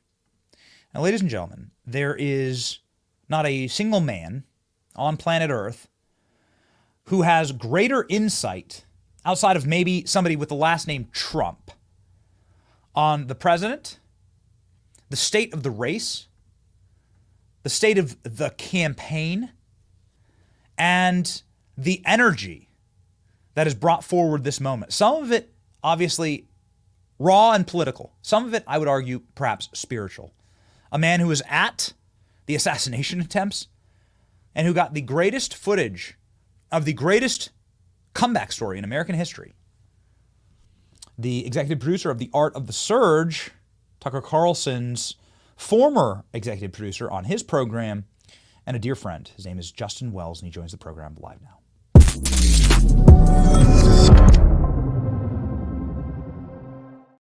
Justin, what's going on, homie? How are you? This has got to be an exciting crescendo moment for you and your team. Absolutely. It's fascinating. We just landed in Pittsburgh. So I'm at a glamorous hotel I've spent many of nights at over the past 6 months or so. No, it's really exciting to see all of this come to a close. We were with the president last night backstage. He's going strong in very good spirits. It's kind of exciting to see the team see the work that they've done, come to an end and see the results in 24 hours from now. So, yeah, it's been a wild ride. Your clips have gone viral. They're now being released on X. Obviously, this is The Art of the Surge is a program that you can get on the Tucker Carlson network, but now also available on X. I encourage everybody to go watch. I want to pop up the pages right now, but maybe we can take a step back and explain to the audience. You were invited to get exclusive, behind-the-scenes, Secret Service bubble access to President Trump over the last 6 months, I think at least, right? And you've been there at the side of the president for this entire ride. We approached the president about this project back in March, April of this year. And we embedded essentially in June. We were on the plane for a lot of it. We've been in kind of his backstage bubble, as you said, for the greater of 6 months. And one thing that was certainly interesting at the beginning, that it was a different campaign than before Butler. Butler, it was a month in when Butler happened. We were there, and 15 feet away from him, his team, Secret Service, nobody really knew what was happening the first few seconds. You could hear whizzing noises coming all around you. He fell to the floor. It was fascinating to see. And then when he got up and put his fist in the air, everyone says it, but when you're like right there next to him and you see that, we had not processed what had exactly happened. We saw blood, obviously, but we thought somebody was shooting from the crowd. You had no idea that it was coming from a roof in the distance. Only the Secret Service agents on radios knew that, but the people that were with the campaign, with his team, like we literally thought somebody in the stands had shot a gun. The blood that we saw in the stands, we thought initially it came from there. So there was a lot of chaos. So what we tried to do, because we had that access, is we tried to recraft and piece it together, because there's so much confusion and chaos, in a way that was very simple and easy for people to understand through the video we captured and through the experiences we had there. I think it's really important for people to see that footage and see what actually happened there. And the reason I say that is it was like 48 hours, the coverage was, holy cow, this happened. People were calling him and saying, this is terrible, President Biden, whatnot. But then 48 hours later, the media tried to forget that this happened. They tried to craft this narrative that, like, maybe he wasn't really shot, or maybe this didn't happen. Well, I was there. He was definitely shot. Everyone knows he was shot. There was confusion. There shouldn't have been confusion, because there should have been resources there to protect the former president and the candidate for president of the United States. So that there wouldn't, if something like that were to happen, there shouldn't have been any confusion, right? And it wasn't the fault of the campaign; it was the resources that were put on the ground there. And I can't help but think, without getting too political about it, like there's no way that there were enough resources there. Obviously, the RNC was a few days later. This event was originally planned to be a much bigger event. Maybe they moved some resources over to the RNC at that point. There were supposed to be possibly an announcement made in regard to the VP at Butler. The president's children were supposed to be at Butler. That didn't happen. It became a smaller event, but the size of the crowd wasn't smaller. It was still in the same field. And, obviously what happened was a failure on many levels, but people should see it firsthand to see what he went through. And despite all of that, how he put his fist in the air, and he in the days, weeks, and months later, you saw a different side of him that was maybe a little bit, I won't say softer, but like he definitely was a changed person after that. after going through that. And I think the documentary Art of Surge, I think what it does is it takes people through that journey, and both with him when he's backstage in his hotel room in private moments, but also with the people around him, because as much as he's going through all of that, an attempted assassination, not once, but twice, so are the people around him, and they're trying to keep the message to the American people about what he stands for and what he believes in. They're trying to be very transparent and straightforward about that, but at the same time, it's hard to process that somebody close to you, somebody right there with you, somebody that you believe in, that you're fighting for, you work with this man, or he's your father or your grandfather. When you meet some of the family members that are along for this journey with President Trump, it's hard to process what actually has happened. It's not about all the attacks. I mean, he literally, people tried to kill him, not even once or twice, like more than that. There have been other thwarted attempts that, some of them are in the news, some of them are not. And they're dealing with that day to day, that somebody that's trying to put out a positive message, they're trying to take him out. And the fact that he keeps going with this stamina is incredible in light of all that. What is the marked change that you were able to witness after the assassination attempt? I think one thing about him that I've noticed and in talking to his team and seeing it in the footage is, everyone thinks he takes himself so seriously, but he doesn't. I mean, he was like immediately cracking jokes, and and then we're doing this X Spaces. X is such a great platform, and he knows he needs to reach the 30% of undecided voters on that platform. We're there. The systems are overloaded because there's an attack on the system or whatnot.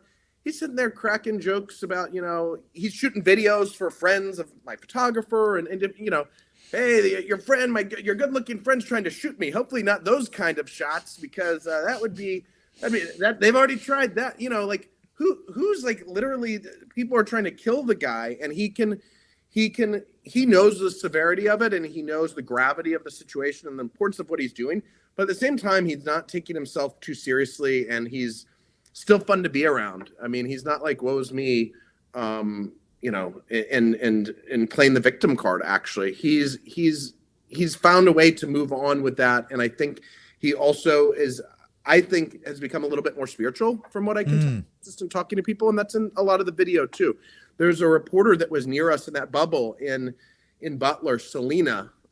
She's with the Washington Examiner, sometimes columnist at the Post, and Selena was just feet away from us. One of Trump's site agents jumped on top of her and her daughter, who is a freelance photographer but was photographing for the president that day. And, every event that he goes to, and not every event, but many events he goes to in Pennsylvania, she's a print reporter. He always wants to see Selena now. He knows what she went through, and he's known her work for a long time. But, they're always walking at Butler when he returned. They're walking out. He's introducing her to Elon Musk, and she's a believer in God. He has really found a new connection spiritually, and he talks about that. That's in the show. But there are all these people that he kind of reconnects with that were there. He remembers them, and you see that in the show. He'll meet people, and they call them clicks when he's backstage taking photos with some VIPs. The reason they call them clicks is because literally the camera's clicking, and he's taking photos. So there's always a line of clicks, and President Trump, somebody comes in that was at Butler at various events. He recognizes them and knows exactly where they were that day. There's a woman in a blue hat, a light blue hat. And he's like, I remember you. You were over my right shoulder on the fourth row. And, and we've captured those encounters or whatnot. It's the way that he remembers every detail like that. But it's not just about him. It's about all the people that were around him. You hear him say they didn't stampede that day or whatnot. He's not like talking necessarily in just the greater picture of the 50,000 people or however many people were there. He actually has put a face to all the people that were around him, and you see that come through. And for the guy to be a former president, now it looks like the future president, and to take that notice and people that are in these crowds that are surrounding him. I mean, I don't think Kamala Harris knows the name of the person that is walking her to our car, let alone somebody that's 10 rows back at a rally. And he does, which I think is extremely fascinating. So this is sort of blending into the greater overall moment where you've seen this massive expansion of the America First movement into corridors of American life that you would have never expected. I voted yesterday, and there were 3 single college-age women that were all voting MAGA, that were all voting for Trump with me yesterday inside of a metropolitan Democrat area of Tampa, Florida. And you would have never seen that. We go to Fulton County, Justin, and we were there in Georgia together. Yep. And the day after, we were there together with the speeches with Trump and Tucker, and they were on stage. Went to Fulton County, into the hood, into the ghetto, and we gave out MAGA hats, and they were gone. Like hundreds of them were gone in like 10 minutes. And people were rocking them. They were excited to rock them. Since you've been at all of these Trump events, can you sort of take a step back and say what is different between 2016, 2020, and 2024? There's certainly, I think in 2016, from my perspective, I covered it. I was at Fox News then. It was right before we launched Tucker Carlson's show at that network, and no one expected Trump to win, including anyone at Fox News. There were projections that our ratings were going to go down after the election by 30-40% because Hillary Clinton was going to win, and we were launching a new show called Tucker Carlson Tonight in the midst of that, 5 days after the election. And they're like, not a great time to launch a new show because we don't think our viewers are going to be very upset at the result of this, on the opinion programming side of things. So, and I think Donald Trump didn't think he was going to win, quite frankly. And he did. And that became a movement. And I think he as he was president in the White House, he was a changed man, obviously, and built up all this experience. I think 2020, he was dealing with COVID and all these different things that had a great impact on the election, and it impacted voting. It impacted the ways people felt about him. The attacks were really ramped up in a way that many would characterize as unfair. I think now there's a lot of clarity, and that's what's different. 2016, no one thought he would win. He had a good time doing it. There was a huge movement of people behind him. 2020, Biden, couldn't say a word, coherently, but somehow, there was enough of a movement that they had established or built up to just vote against Donald Trump. And, now everyone's voting for Donald Trump, and it's these people that you wouldn't expect to vote for him. Yes, minority groups, you go to these rallies and you see so many Hispanics, Black people there. And they're not just there to just take a selfie or whatnot. They're in MAGA hats. They have the posters. They're out there. They're all in for the experience of this movement, just like anyone else. You definitely did not see that in 2020. There weren't really that many rallies in 2020 because of the COVID restrictions as well. So I think it's definitely changed. You wouldn't see business leaders like you've seen come out in support of Donald Trump 4 years ago because they were afraid of what that might do to their business. Now they know that for their business to succeed, they cannot withstand what's been happening in the country. That's not my opinion. That's based on what they're saying, what they're putting on X. Everyone from Elon on down has come out in support of Trump in this election. And you didn't see that in 2016. You certainly didn't see that in 2020. And I think that has been a game changer, honestly. I think what happened in Butler got Elon Musk to come out and endorse him immediately because he saw leadership there. I think he was probably wavering on potentially doing that. Maybe he would do it after Kamala Harris spoke at the DNC. Maybe it would have been, significantly after that. But as soon as that happened, everybody just woke up, and that's from everybody around Donald Trump to the people, as you say, in the hood in Atlanta, to everybody. They were just like, this is BS what's going on. And, and I think we've captured that from behind the scenes. I think the campaign's gone through that as well. And the fact that Biden was ousted after that debate performance, you could hear them all like, wow, maybe Trump did a little too well in this debate. And then all of a sudden they had another candidate 5 days after the RNC. I mean, the speed at which everything has moved and everybody's had to recalibrate. 2 assassination attempts, I think, would be enough for any political campaign in history, but all the different variables that have gone into this race make it the most fascinating race I've certainly seen in my lifetime, probably in your lifetime. I mean, I've never, we thought the Hillary, the Hillary versus Obama stuff and on the left, that was intense. And then Hillary versus Trump was super intense. 4 years ago, it was kind of like a little bit of a joke because, it was Joe Biden. And but this race, you could not predict all of the different things that have happened along the way. So it's been certainly interesting to watch from my point of view. What do you think? What a wild ride. I mean, what I think is arguably the best clip that is in the Art of the Surge to date that I've seen is the holy F reactions to the Joe Biden debate performance. I mean, it's just masterful, Justin.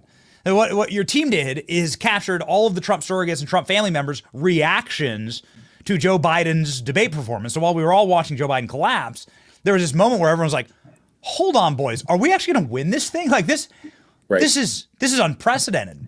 Now, I'm not sure if we have the clip to put up, but I would like to talk through that moment because that's gone thermonuclear viral online and what that moment was like for you. So we couldn't be in the debate hall for that one. And so they said, listen, you can go in beforehand or whatnot. CNN's not going to let you in there. But you know what? Why don't you go to the hall where the surrogates are watching? And those surrogates at the time included all the people that were contenders to be Trump's vice president. He hadn't made that announcement yet. So we spoke to J.D. Vance and Marco Rubio. And in real time as the debate was starting, we were actually interviewing J.D. Vance like at the very beginning. And in the middle of the interview, he's like, holy cow, what's going on with his voice? And I'm like, I can't even understand him. And like, when I saw JD the last time, he's like, can you believe we were like sitting there talking? I wasn't the nominee yet. And like unfolding behind us on a big Jumbotron is like, a complete meltdown of nuclear proportions. And like, that was an incredible moment. And then we just scanned the room and it was, Lindsey Graham was there. Laura Trump was there. And Laura Trump literally mouthed, fuck, she's the co-chair of the RNC, and they're doing all kinds of things. Her and Mark over there to try and get out the vote from their organization. But she's probably sitting there thinking you can't, as the RNC chair, you can't even spend any money to achieve results like this. What the hell is going on the screen? That was a month of work was just done for her or more, and 4 seconds of him just opening his mouth. That was fascinating to see. And we were on the plane with him that night, and that morning. And, there was certainly a positive vibe in the air, but everybody kind of, you could tell, had the suspicion of I don't know if they can they possibly keep him with that performance. And obviously what then, foreshadowed with everything else that transpired right after that with Butler and RNC, they obviously could not. So, yeah, a wild time in history, that's for sure. Since you've had the A1 section seat to this campaign, and you have been beside President Trump this campaign as close as anybody this side of somebody with Trump as a last name. What has surprised you? What is the major takeaway from your experiences? What's something that our audience may not have seen, maybe even in your documentary, that is a takeaway moment for you with Donald Trump? One thing that I think is really interesting is, you see all these stories that are all organized or whatever in the press, and people love working for the man. That's true.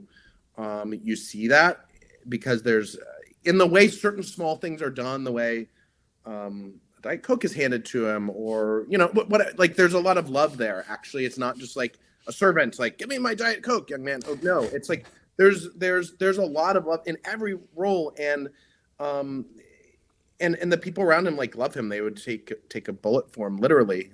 Thankfully, none of them had to, but the leadership there. They're respected and everyone gets along. It's honestly, bizarrely, a little bit of a family amongst that group. They have dinners together. They like each other a lot. And Susie and Chris and that whole team or whatnot have done a great job with the culture of the campaign, for sure. Maybe that hasn't been present in years past when, you know, Omarosa was a member of the cabinet or whatnot. But there are people that really like each other and they're working together. Sure, there are times where not everybody's on the same page, but it's really remarkable the way that they all come together to kind of put forward a unified message. If they didn't, they wouldn't be able to do, like, you know, 40 rallies in a single week. So, yes. I mean, like what I see, we're not at every single one. We're at most of them. I mean, we're almost always there, but it's what you see from that team where they're kind of all in sync is pretty incredible. And, you know, being president is being CEO of the most important country in the world. So I think that comes through in the show. You know, and we really kind of approached it. We're a fly on the wall. We stay in the background, capture what's happening. But when you're asking me kind of like what I've witnessed in that, you know, you certainly see the way that everybody's cohesive and is making something happen that's never been done before. That's for sure. Yeah, and this is the only way that it could have possibly gone forward. The energy that it requires to do this closing argument for President Trump. I mean, I think he's done something like double the number of interviews, triple the number of podcasts, double the number of rallies. It's withering, and you're actually along for the ride, really, with the campaign. We've seen you at multiple campaign stops where we've shown up. It's been incredible to watch your team work. Perhaps as a political observer, you can talk us through the difference in the Kamala Harris campaign. I doubt you've been given any access there, but as you watch from afar, what do you notice? And I'll preface this by saying we were kicked out of a Kamala Harris campaign this weekend. We were at a Kamala Harris campaign stop. We were invited, and they swarmed us like with this antibody reaction just because they found out who we were and kicked us out. We didn't do anything to anyone, and they couldn't tolerate somebody with a differing opinion just physically existing at their campaign. So perhaps you can sort of set the table for the differences as you've observed them. Yeah, I mean, the biggest difference I will say is Donald Trump is very clear about what he thinks about many members of the media and that they're unfair to him. He does not hold back at all. He does in speeches. There's not a speech he gives where he doesn't point to the pressurizer and make a comment. Sometimes it riles people up in all the wrong ways, and that's, you know, that's been part of his brand for a very long time. It's not surprising to anyone. I don't know why people are so appalled by it now, but that's like, I mean, that's been part of his stump speech since 2015. But that said, in the traveling press pool are members of all these news organizations: CNN, ABC, CBS, Fox, NBC. Like, everybody's there. All, you know, one of the best photographers on the campaign trail happens to be a New York Times photographer. Maybe he doesn't like all the correspondence there, but he loves Doug Mills, you know, from the New York Times. Who doesn't? His work is brilliant. But it's not like the media is not given access to his events. They're all there. Right-wing media, left-wing media, I guess some moderate media if that exists. But, you know, at Kamala's event, if you're not allowed there, that's completely, you know, MSNBC is at all of you know, Donald Trump's events and Kamala Harris's events. So why can't you be at Kamala's events? I don't understand. And there's not a specific reason given, of course, which tells you everything. They want to control the narrative more than he does. So, you know, if he was a dictator, I don't understand why exactly he would let me follow him around with a camera to just capture what he's doing in real time.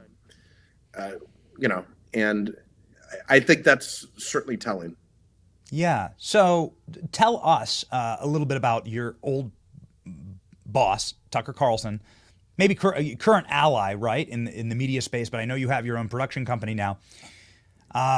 Tucker has been ubiquitous on the campaign trail with President Trump and has obviously built himself an entire empire after Fox News. And it's been remarkable to see. It seems as much of a spiritual journey, at least as we watch from afar, for Tucker Carlson as it does for Donald Trump. You have insight, obviously, into both of these worlds. How are they connected? What's the future there? Will Tucker Carlson be part of Doge? We would love to see it. Can you give us sort of a landscape here? I think one thing that Tucker and President Trump certainly have in common is they're both unpredictable. So you don't know exactly what they're going to do or where they're going to pop up at any time on any issue. And Another thing they have in common is that they've got their beliefs, their core beliefs, but they can be persuaded by smart people with good ideas or better ideas. And Tucker's always been that way. One thing with Tucker, even at Fox, is he did not agree with President Trump on a host of issues.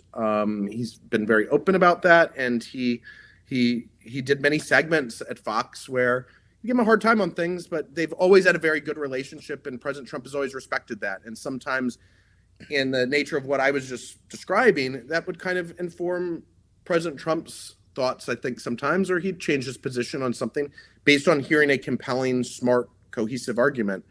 That said, I think Tucker's just having a great time. I think he's, we launched something big right out of the door at Fox, and then I got going on this project with him. I have a great working relationship with him, and everything he's told me recently is that he's just really thrilled to be out there and be on stage and connecting with his audience. And I think this race is different for him. He's never done political rallies. Previous jobs wouldn't have really allowed that either.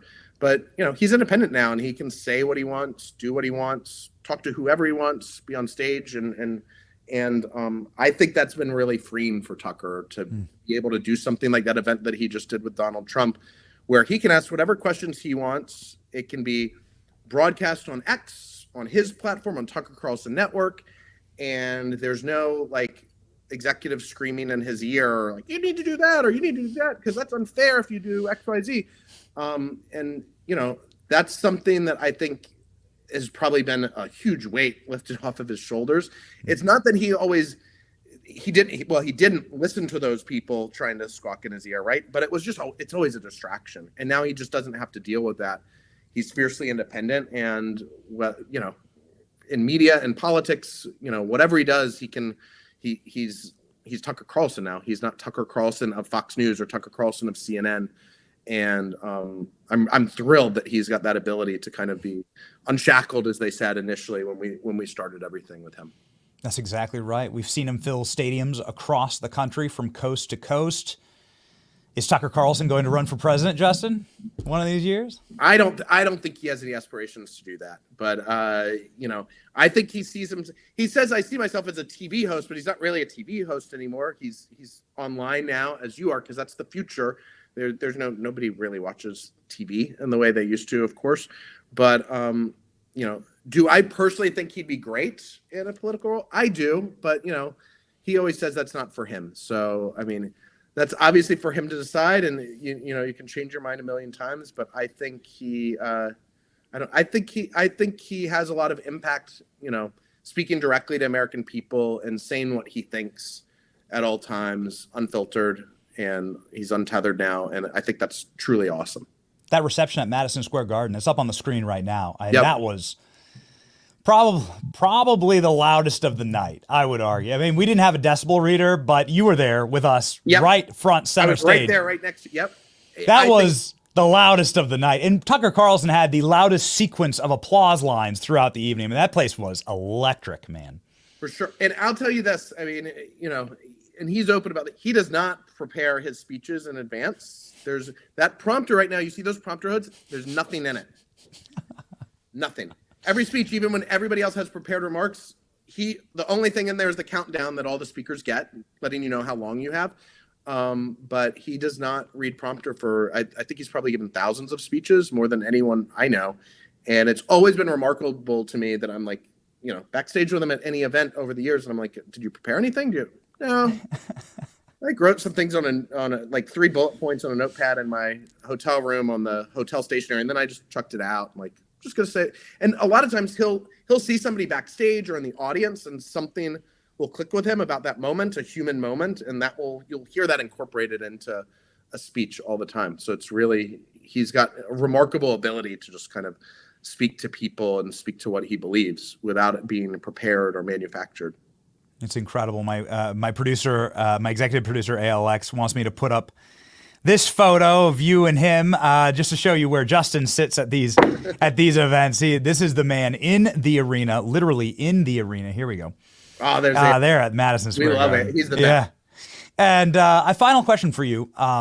very quickly, Justin, because my takeaway with Madison Square Garden and with Tucker Carlson's speech there is this is kind of the crystallization of the populist movement that Tucker used to be the single lonely warrior for. I mean, before Donald Trump even emerged onto the political scene, Tucker Carlson was out there, 30 years in broadcast media, and he has always been this tip of the spear populist voice. He's been the high priest now of this movement, at least from a canonization of what it stands for to be America First. This has got to be a very, very powerful and very exciting moment for you and your team. Maybe you could give us kind of a lasting message of what this moment means in the next 24 hours for our viewers, because you have certainly had the front row seat working with Tucker and now with the president. Bring it all home. You know, I think to see what happened at Madison Square Garden was one of the most remarkable things of this race so far. It's hard to kind of list them all out. I feel like it was a moment where it was like a reclaiming of New York for the guy that was from New York that evening.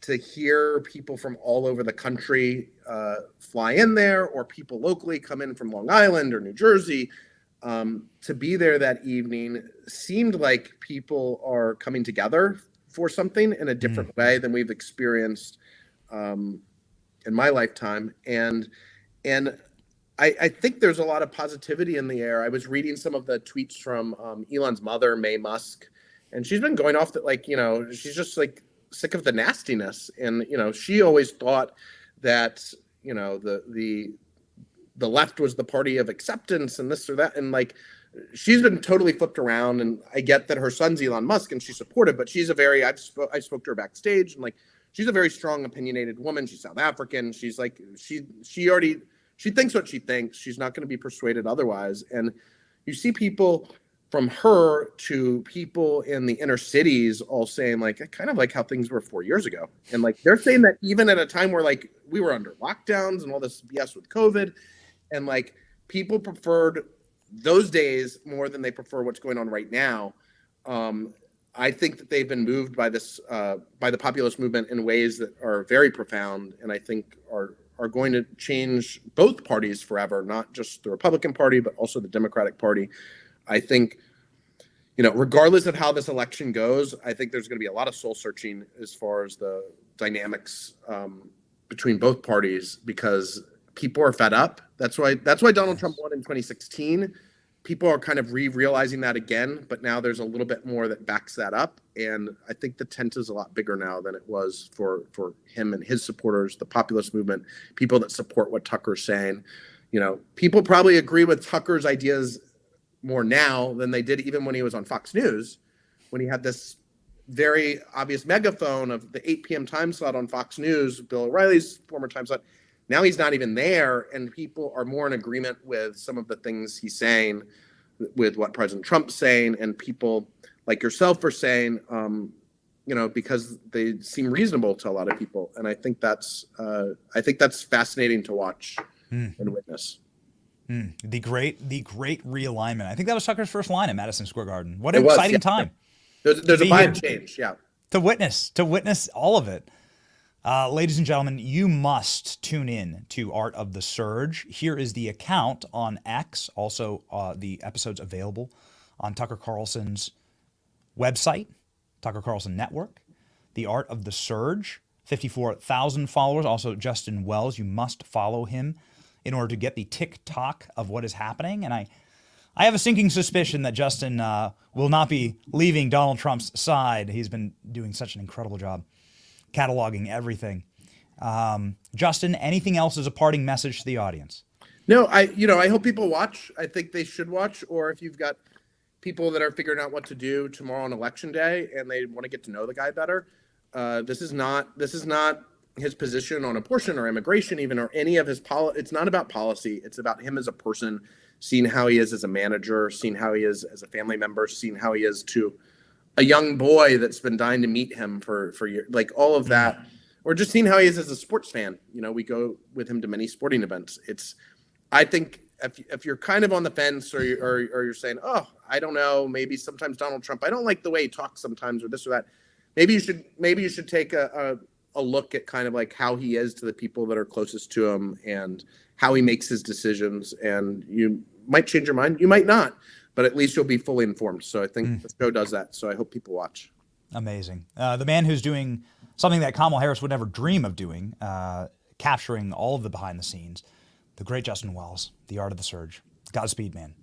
Thank you. Good to see you, Betty. Thank you. See you, Justin. See you, man.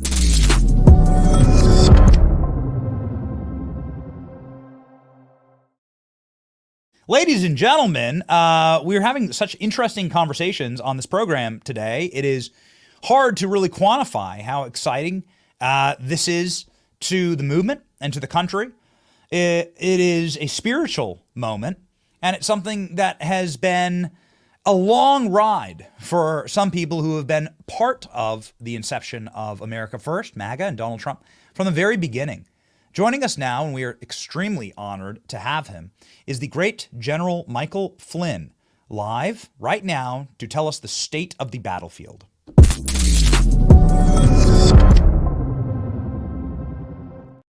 General, how are you? Great background. Look at this. It's great, man. I'm doing good, man. Yeah, no, this is a battle. We're in the middle of a major battle, a war, right? And I was just catching the tail end of Justin. There is no equivalent on the Kamala Harris campaign trail as there is Justin Wells on the Trump campaign trail. There just doesn't exist. They do not want to capture, the background, the talking, the laughing, the crying. There's no way in the world, because there'll be more crying on the Kamala campaign trail. So, yeah, this is I know we only have a short clip here, Benny, and I so appreciate coming on with you and everything that you've done. This battlefield, the resources on this battlefield that are vastly different than 2016 are shows like yours, is the rise of what I call these citizen journalists on the battlefield. And it's people that have stood up podcasts, that have put out messages that use, really use social media very smartly. President Trump is somebody who showed that in the early days of 2016, coming into that particular election, where he started to really use Twitter at the time. And then, of course, during his time as the president. And I think that what that did was that it caused another sort of opponent that we have on this battlefield, and that's the corporate woke media, to start to question themselves. And they ended up picking sides. And when they chose sides, they chose the side that was against the American people. And the American people said, hey, enough is enough. And over certainly the last 8 years, and definitely the last 4, and I will tell you tactically over the last year, the prominence of giant influencers with great podcasts, a great message, and an ability to draw in good guests to be able to share the truth. I mean, that's where the real fire is at right now. And those of us that have placed ourselves at the center of just trying to say, whether people want to believe us or not, this is what I believe. If I say something, it's because I absolutely believe it. And that's why I'm a big fan of Tucker and the kinds of things that Tucker has stood for. You were asking Justin about whether Tucker's going to be running for president or not. You just don't know. You just don't know. We'll see. Right? We'll see. I had to get that one in, General. I know you did. I have to ask. I mean, to the same vein. Obviously, you came on this program. You went thermonuclear viral, talking about what you would do if you were in charge, given the North Carolina hurricane disaster. Right. North Carolina is voting in historic numbers now, and I think that Donald Trump is going to handily win that state. I have to ask the question, given the fact that you were the victim of something that would become quite normal in the Trump presidency, which was a weaponized federal government seeking to destroy good men. Would you go back and serve with President Trump if he is to be victorious in 24 hours? Yeah, I think that all of us that have and understand service to this country, as well as what needs to be done, right? There are certain things that need to be done. And I think one of the things that Donald Trump has talked about are the things that he has learned, not only about people, but about our government and the kinds of things that need to be fixed. I mean, he readily admits going in the first time, that he was kind of given people, principally by the establishment, mainly by the RNC at the time, to just sort of accept certain types of people to put into different jobs. And I know that he has learned an awful lot in the last few years, and certainly the last year, about who to trust and the kinds of things that he needs to do. So, yeah, absolutely. And I think that what we are going to have to do is we're going to have to principally restore the trust between the federal government and the American people overnight. That has to happen. And I think that people, it's like we talk about, enough is enough. I mean, we're so sick and tired of this weaponization of every single element of the United States government, whether it's the Justice Department, the senior law enforcement organizations, hell, even the Department of Defense, Benny. I mean, the Department of Defense has weaponized itself against members of our military. And I see it every day in the influence of DEI and stuff like that. So yeah, absolutely. And I think what we need to be thinking about is the immediate things that must be done. And I know that Trump has mentioned a few of those, like shutting the border down is an example. Yes. So you would see that. I mean, I got to tell you, not like we have an enormous amount of power, but we do have a loud microphone and we do work very, very hard. I would advocate immediately to have you put in charge of a special commission, much like Elon has, to oversee wokeness in the American military. That's got to be eradicated. It's an existential threat to the security of our nation. I think you'd be perfect for that, General. Yeah, I mean, I think that's the kind of stuff that I think he's going to have to do. I mean, I don't want Elon to go be a secretary of something. I want Elon to run a task force that looks to reform the United States government and get it to where it is under the control of the way it's supposed to be by the Constitution. And there's going to have to be sub-elements, sub-task forces. And I'm not talking about spending 4 years doing this. I'm talking about doing something in like the first 30 to 90 days, right?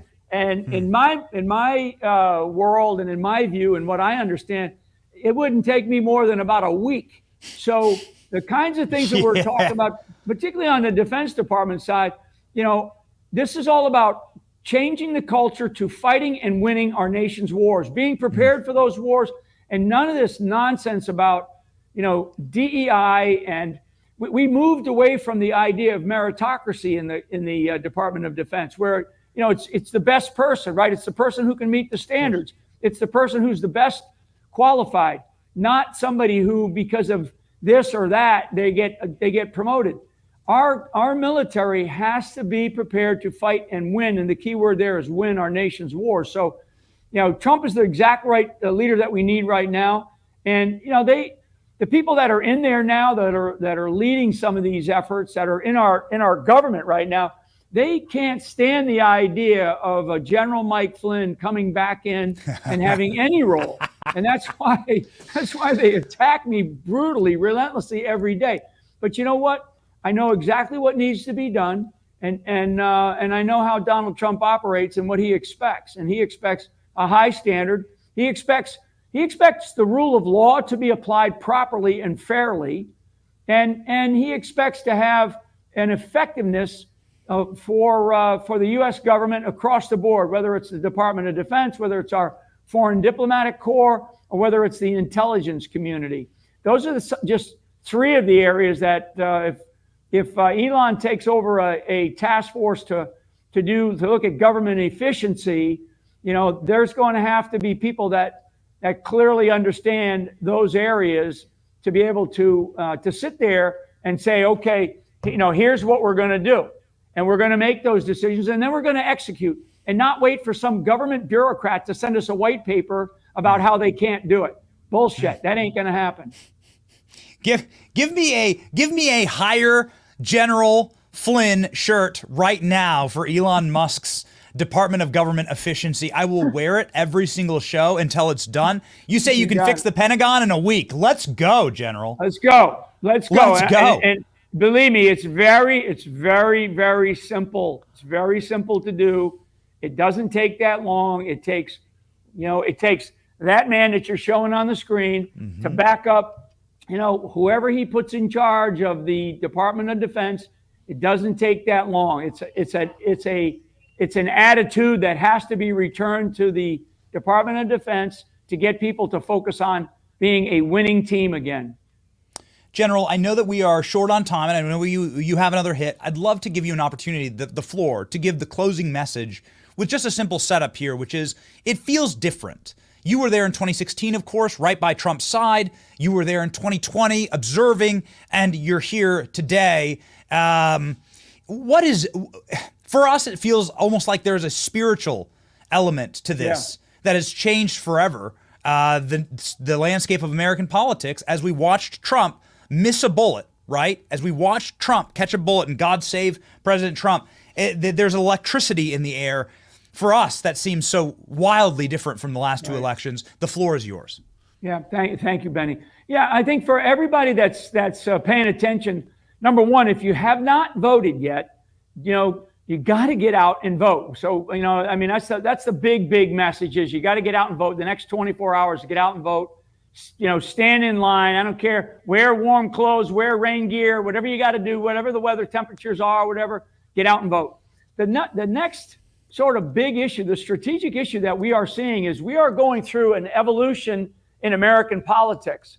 And I think that it's back to we the people. We're in control right now. I mean, it is undeniable what we have been facing for these last 8 years, frankly, and the weaponization of every single element of our government and the attacks that sort of go against all of us, and they go through one man, in this case, Donald J. Trump. So this shift in American politics that is clearly occurring is now building up. And this is where we, the people, have every opportunity to take back control of this country. And we can do that in one election. And that, to me, Benny, is when the real work is going to begin. So we get Trump back in office. And I think don't believe the polls. There's no way in the world that these national polls are accurate. No way. I mean, not with the types of turnout, not with the types of quiet whispers to me that say, I'm voting for Trump. I'm voting for Trump. But I can't say it at work, right? I don't know how many people have said that to me, right? I mean, I swear to God, I'm voting for Trump. But don't tell anybody, right? So we're going to have a major victory tomorrow. And then the real work begins. And it's as we were just talking about about what Elon is going to be responsible for, what Bobby Kennedy is going to be responsible for, what we need to be doing in the Department of Defense, what we need to be doing in the U.S. intelligence community to reform that. I mean, my God. So that's an exciting time. This is actually a great time to be alive, and it's an exciting time for us to step up and move out and really, really fix some of the problems that we have and make America great again. It's beautiful. I got to tell you, they don't look like a winning team, man. Barack Obama and Michelle, this went viral on our page 24 hours ago, man. They look spent.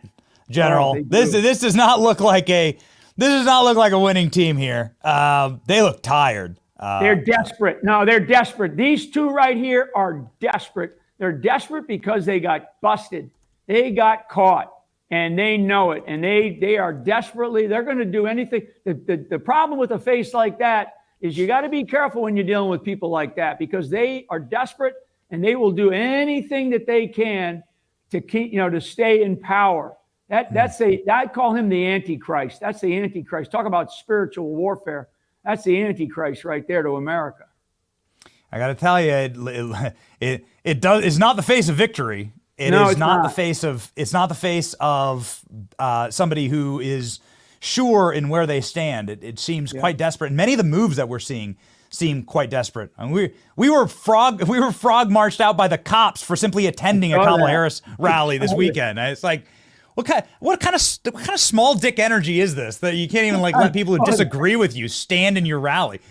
Anyway, it's not the behavior of winners. General, you have been obviously such a patriot and such an ally of the program. Everyone must go follow General Flynn. You probably already are. 1.7 million Americans can't be wrong. Follow the great general and help me in supporting him.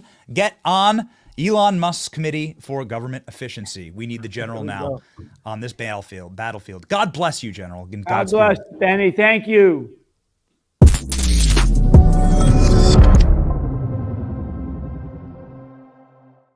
Oh, man, we got an interesting billboard here.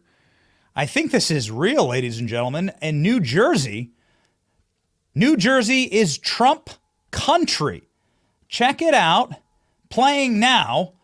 Is New Jersey Trump country? Well, joining us from New Jersey, one of the single most important, accurate, scientific, but also what's the right way to say this? Like, the guy's just a vibe check. He's somebody who actually, instead of just herding and acting like a sheep, he like understands that there's a certain section of the American public that can't really be reached right now. And he seeks to do that. And it makes him so powerful. And it makes him such a great voice for this moment. His name's Mark Mitchell. He works for Rasmussen. He's been such a friend of the show. I think that this is his house, actually. I think that this is actually what he did was he installed this billboard atop his studio. And so, ladies and gentlemen, joining us now, the great Mark Mitchell of Rasmussen.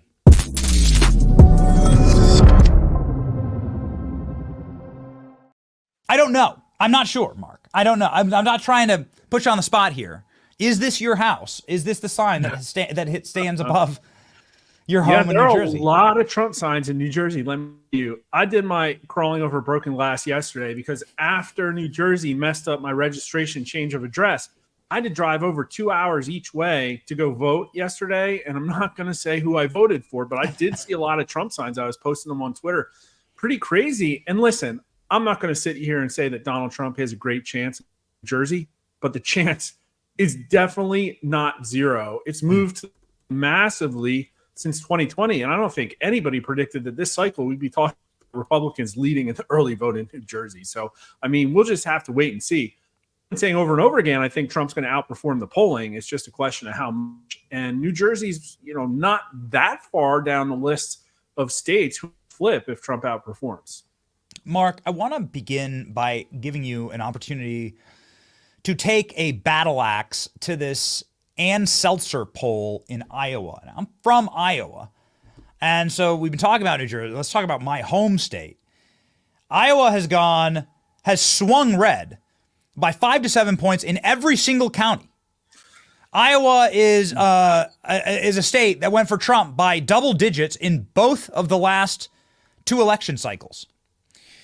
Yet, the polling princess of Iowa says that Kamala Harris is about to defeat Donald Trump in the state of Iowa as a massive outlier. Yet, instead of being treated like an outlier that is insane and nobody else can replicate, it's vaunted on, it leads every single news broadcast. It's the #1 story. Don Jr. was on earlier saying that Democrat governors were out bragging about this poll before it was even out. The whole thing stinks to high heavens to me, but I don't do this professionally, so the floor is yours. What's your take on this poll? I don't know Ann too well, but this is just professional malpractice in my opinion. It's like, yeah, you go take a sample, you wait a sample, you do your best, you put the poll out. But a pollster has to understand the context into which they're releasing results like that. And the problem is the Democrats are just grasping at straws. They're desperate for any kind of hope. And this was so needed for them that it immediately vaulted to the top of Twitter trending and on like a Friday night, right? People are out in the movies. No, they're at home passing around news about the Seltzer poll. And it had been passed around apparently behind the scenes for days. And so she knew what she was going to release that in. Let me tell you, there are outliers. Sometimes you poll outliers. But when I get data back, I'm going to look at it and say, well, this demographic doesn't look like previous polls, or maybe I didn't get enough of these folks, or wow, the weighting efficiency is way off. Maybe I should go data, or maybe there's some, and you go back and fix it, saying you goal seek the response. But there's no way that Donald Trump is down in Iowa. The entire country has moved right. Every red state has moved right. You're not going to have one random state move massively to the left. And let's also not forget the fact that she had 18 in the summer and then spiked the poll until Rich called her out on it. And you can just see the desperation. I mean, she literally just corrected one account's misspelling of her name and she got 31,000 likes. That's where the level of desperation is. And to be honest with you, none of us, I've talked to a few other pollsters, I don't know why she put that out. It's really going to hurt the industry because it makes us look all ridiculous. And again, there are outliers. Is that 20th out of 20 times, right? That might just come back with ridiculous results, but they always seem to go one direction. Show me the Trump outliers this time. Name one Trump state poll outlier that came out, right? There's just nothing like this. And the fact that Democrats are just coping so bad that they're sicking this an incredible amount, it's kind of pathetic. So it does seem pathetic. It seems like an entire slander on the industry. There's nobody who can replicate this. And then you go into the crosstabs and look at some of these interviews with her. She doesn't know what she's talking about. This is why the Mark Halperin interview, she's like, what does R stand for? What does D stand for?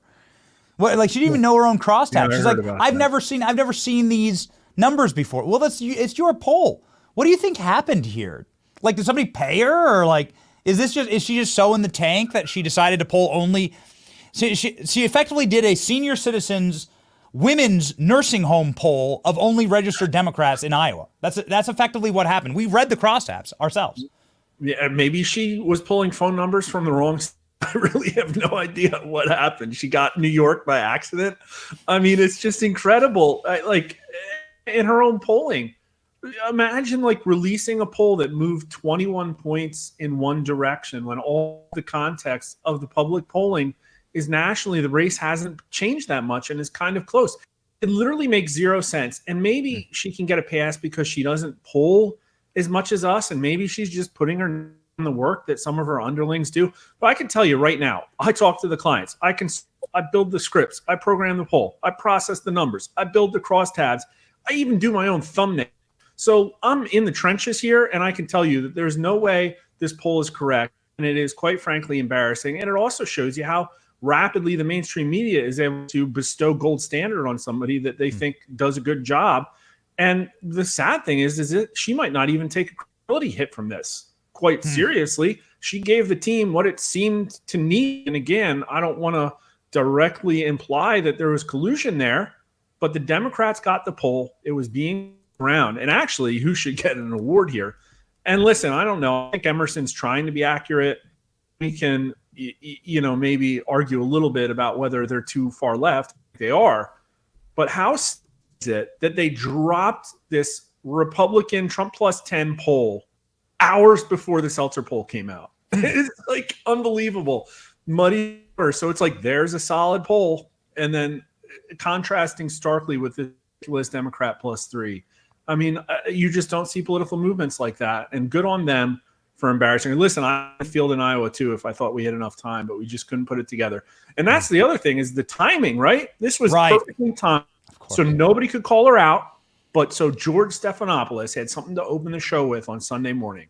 Saturday Live clips, the Iowa poll, all of this momentum's moving in Harris's direction. Meanwhile, pollster after pollster is dropping rightward-leaning national popular vote final polls on Real Clear Politics. Like every single one of them is moving a point or two to the right, finish up with a race tied or Trump up. So they're not going to run with that on Sunday morning shows for sure. So we've covered some of the early vote totals in states like Pennsylvania, North Carolina, in Virginia, in Nevada. You're seeing historic numbers for Republicans. You're seeing in Pennsylvania, for instance, there's a 75% decrease in Democrat votes, early votes, 2 days from the election right now. I mean, this has got to be, like level 9 fire red alarm right now for Kamala Harris's camp. Can you talk us through what we're seeing here in early votes? Yeah, I think that's fair. I don't think anybody really knows what's going to happen yet. And let me explain. Mm-hmm. So in my opinion, my state polling shows that Trump should win most of the battlegrounds by a couple point margin. Maybe Michigan, but won't go to him. We'll see, because all of my other Rust Belt polls have Trump up 2 or 3 points. Michigan fall in line with the other Rust Belt states, especially considering the Muslim endorsements that Trump got. And my understanding there are 250,000 Muslims in Michigan. And you're not going to pick up shifts in the Muslim vote unless you specifically poll for that. And nobody has. So that's a big question mark, as well as the Amish vote, blah, blah, blah, blah, blah. I've also been saying I think that Trump's going to outperform the state polling. And one of the other reasons I would say that is that the battlegrounds the last couple cycles have been about 4 points to the right of the national popular vote. Every left-wing pollster has a national popular vote tied right now. So by that logic, I do think we should see Trump up 3 or 4 points in the swing states. And that also confirms other feelings I've had that I think the polling is going to be to the right of me. Now, we have seen very good turnout for Republicans, but also the turnout hasn't been up from 2020. It's just massively down for Democrats. So there will be more Democrats on election day, and I think the Democrats are really hoping that, listen, some Republicans will break for Democrat, maybe they'll get the independent vote. I show the independent vote mostly going for Trump. But nobody knows until election day happens, because depending on the state, there's 20 to 40% of the voters out there that are going to on election day.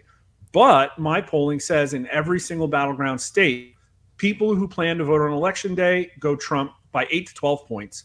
And so Republicans should be picking up votes on election day the way around. It's just a question of how many. The Democrat turnout disadvantage continues through to election day, and Democrats do not show up, you could see massive Trump outperformance. And I'll tell you another one, that video they put out, the Harris campaign video, I think it was yesterday, full of Orwellian doublespeak, but basically telling people, don't freak out.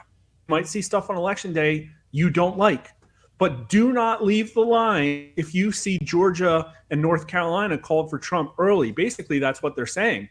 And I think they know that they're losing Georgia and North Carolina. The results are going to be in early, and they're going to affect their Rust Belt performance, because some of those polls will still be open.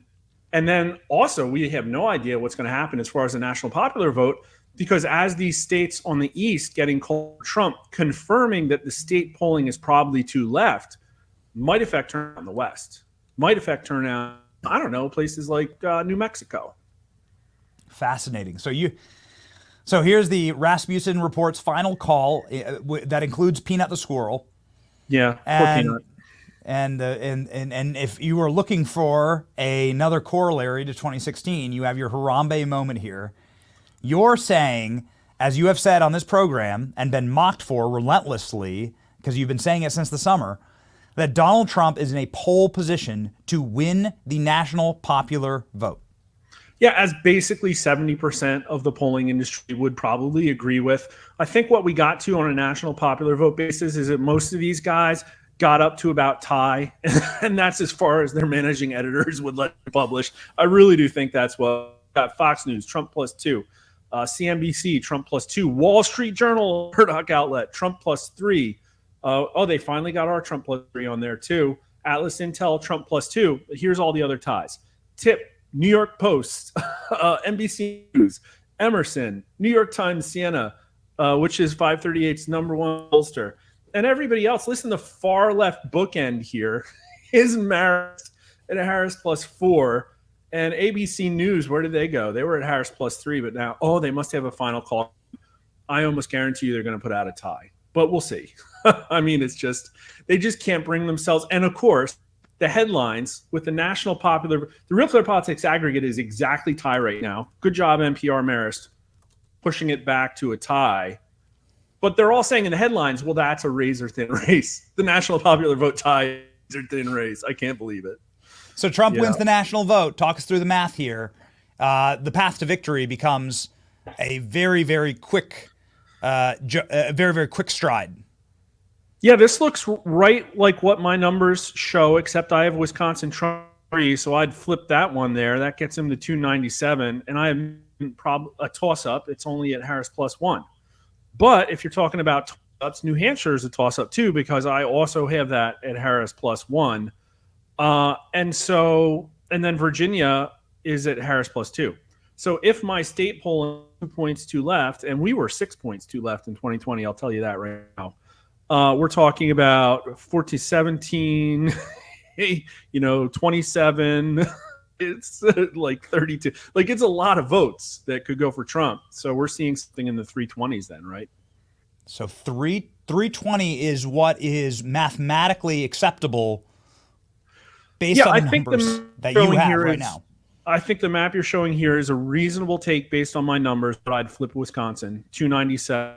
That's my base case based on my polling. I think much better case that Trump outperforms, and a near zero case Harris significantly outperforms the polling. But things have happened, right? Yeah, things have happened. So these are the final state polling for Rasmussen. Yep. After we showed you this, we got Wisconsin at Trump +3 and Michigan at Harris +1. But yeah, this is all of the polls. And I'll tell you, New Mexico, Harris +, New Hampshire, Harris +1, Virginia. Here's the thing, right? They're going to need Rust Belt votes, but we could get early returns out of Virginia that show that it's going more red than everybody expects. Youngkin won it there. And right, if we're seeing heavy rural New Jersey Republican turnout and depressed turnout again in all of the blue Democrat population centers, like it really could break in a mass way. It really could be a complete upset. I mean, again, try not to go too far out on the. And I think people have quoted me and said this is like 1980. Well, let me caveat that it's in 1980 in that I think the pollsters were lying by an equal amount. But luckily, because of maybe the internet, maybe because of us polling daily, whatever reason, they broke to the right sooner than in 1980. And also there was that third, right? If you took his votes and gave them to Carter, I think you'd see a Reagan +4 or 5, maybe 6. And that's what we might see. Trump +4. I've got him at Trump +3. But look at time and time again, Democrat turnout down, Republican turnout up. Democrat mail-ins way down. Just horrible for them. So you're using the L word.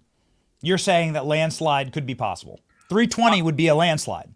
Is that what the word means? I mean, Scott Adams has been calling a landslide, so I agree that there is a pretty solid case that happens.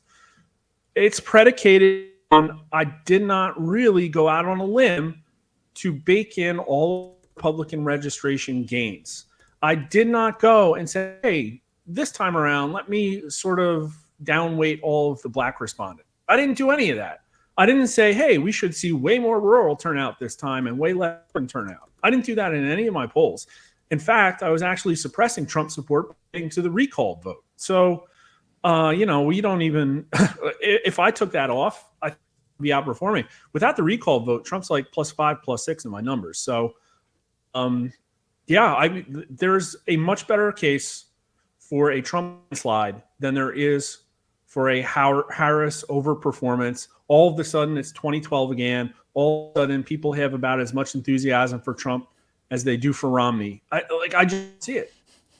People obviously do. That's why they're convinced themselves with Dan Seltzer's Iowa poll. I mean, it's ridiculous how many people are that one single poll and saying, well, the entire polling industry is wrong. I put a meme up about it. They're literally ignoring all of the left-wing polling because they say that it's overemphasizing Trump support. They finally learned. Third time's a charm. They figured out how to poll Trump Republicans. And yet you go into the ABC News tabs and it's the same old thing. They show, get this, the ABC News, I was calling out because they were the left bookend until NPR. Maris dropped their +4. They had Harris +3. You go into the crosstabs. One of the questions they ask is, are you satisfied with the candidates? And they have 57% of Trump supporters saying no. There's no way. Trump is the highest vote of any Republican ever, right? He's got massively high favorability, higher than Biden's. And yeah, there were some that wanted other candidate, but you're telling me 57% of Trump supporters are dissatisfied with the candidate this time around? That's what people are polling to get a Harris +3. It's not reality. It's not reality. So it's a final question for you, Mark. Donald Trump, could he eclipse Joe Biden's 81 million vote tally? And will anyone believe it if they say that Kamala Harris has more votes than Joe Biden and Barack Obama? I mean, people. The lesson I've learned is people may believe anything, right? They've consumed a lot of lies. I really were the total turnout numbers. I think Trump should be up, right? I think he's changed more mind. He's gained more people than he's lost. So we could see a number in the upper 70s for sure. I don't know if he's going to make that number. That number was really magical. Not like half the country thinks that number is made up, by the way. 49% of people said it, they at least somewhat agreed that there's no way he got 81 million votes. And I think based on the mail-in ballot returns and the depressed turnout, the fact that Democrats have a 400 vote firewall when they had a 1 vote firewall in Pennsylvania. I mean, that's down like massive percentages. So they might see a number more for Democrats, which is mid 60s, in which case, yeah, that's wild. That's a big slide, like you said. So I have to see how many turn out. Well, yeah, I guess we'll see. The Obama magic, not transferable, something that we have learned time and time again in every single election. And it seems like panic time, but we'll wait and see. Somebody who's been causing an enormous amount of panic just for doing his job, the great Mark Mitchell of Rasmussen. Here he is on X. If you want to get the hottest takes and some of the spiciest memes, please follow Mark. He's just one of the OGs, man. And we thank you, Mark, for coming on this program and educating our audience to this wild ride that we've all been on. Yeah, thanks for helping give us a voice. Appreciate it. My man. All right, landslide Mark. We'll see. Popular vote Mark. There were some caveats there. Book him Wednesday morning. Book him Wednesday morning. I want the victory dance. Mark, for the whole show. The whole thing's going to be a victory dance. It's going to be incredible. Oh, sure, I'll take a lap or two. Yeah. Hey, Godspeed, man. Be an interesting 24 hours. All right. Yep.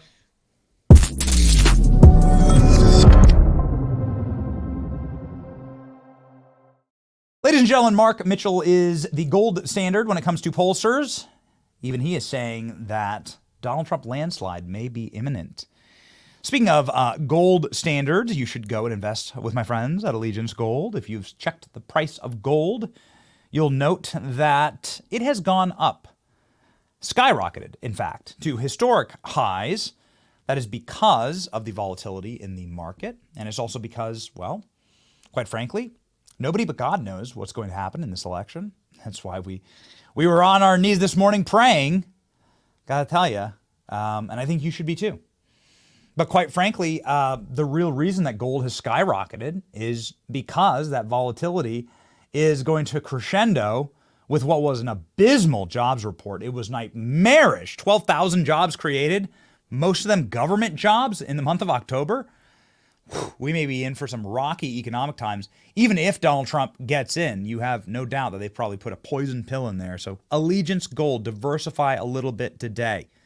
Even in a Trump presidency, maybe even more so in a Trump presidency, make sure that you are backed by gold. Get $5,000 in free silver with a qualifying investment when you go to protectwithbenny.com today or call 844-66-BENNY. Don't risk your financial future betting against these forces. Act today. Protectwithbenny.com. Protectwithbenny.com today. 844-66-BENNY. Ladies and gentlemen, performance may vary. Consult with your tax attorney or financial professionals before making an investment decision. I've decided to invest in firearms in our household. We had a contractor come through because there was a little bit of damage. There's a little bit of damage for our home during the hurricanes, and we needed a contractor to come through and just shore up one little part of the house. And I have a firearm safe, and he said he's a firearm aficionado. So I cracked that sucker open, and we had a little gander. And I got to tell you, baby, these Spikes Tactical AR-15s, they are choice. They are beautiful. They are literally hanging in the studio behind us. This is our Monday Gun Day.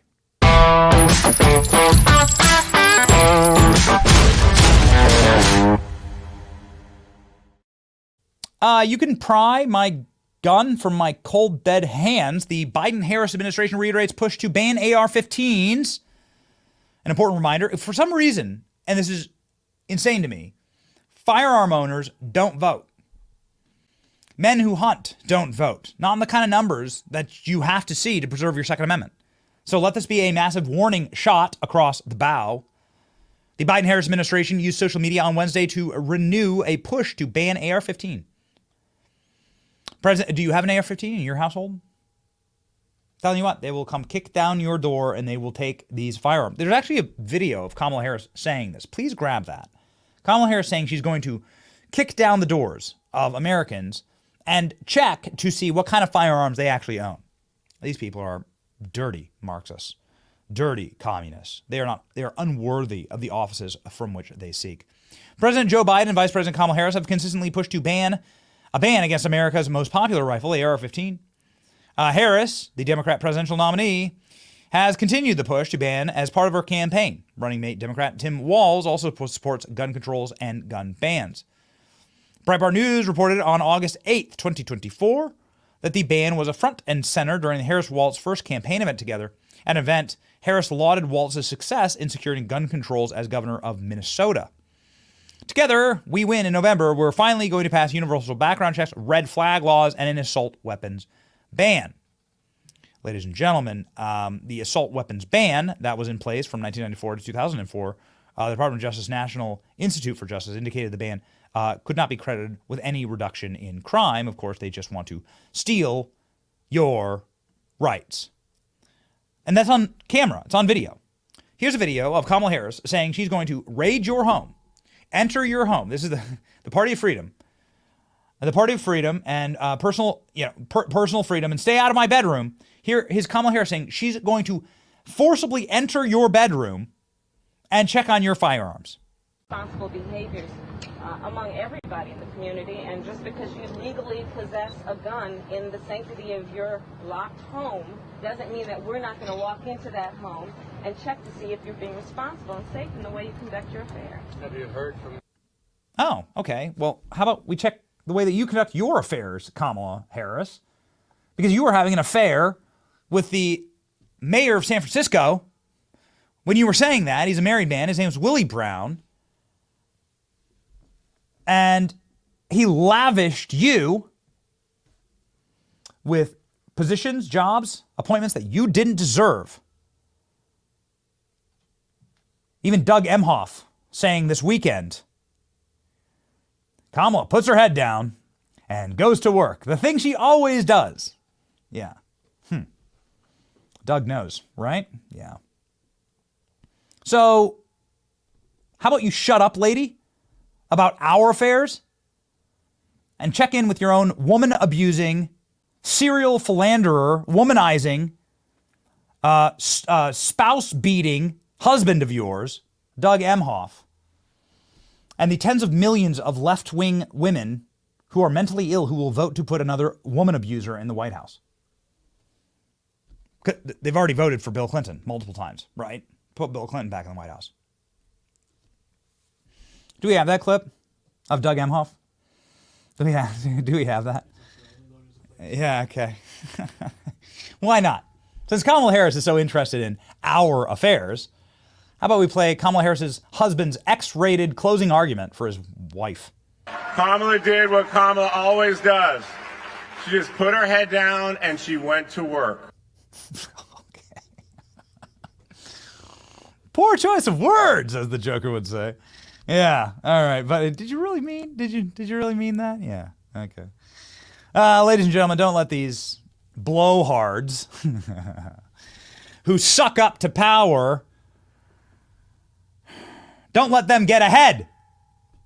There we go. There's 3 in a row. Okay? All right. Those are my dad jokes for the day. Yes. This is our Monday, gun day. Every day should be gun day for you when you practice your Second Amendment with the great Spikes Tactical, who provides the AR-15s that defend this program and the Johnson household. That's Monday, gun day.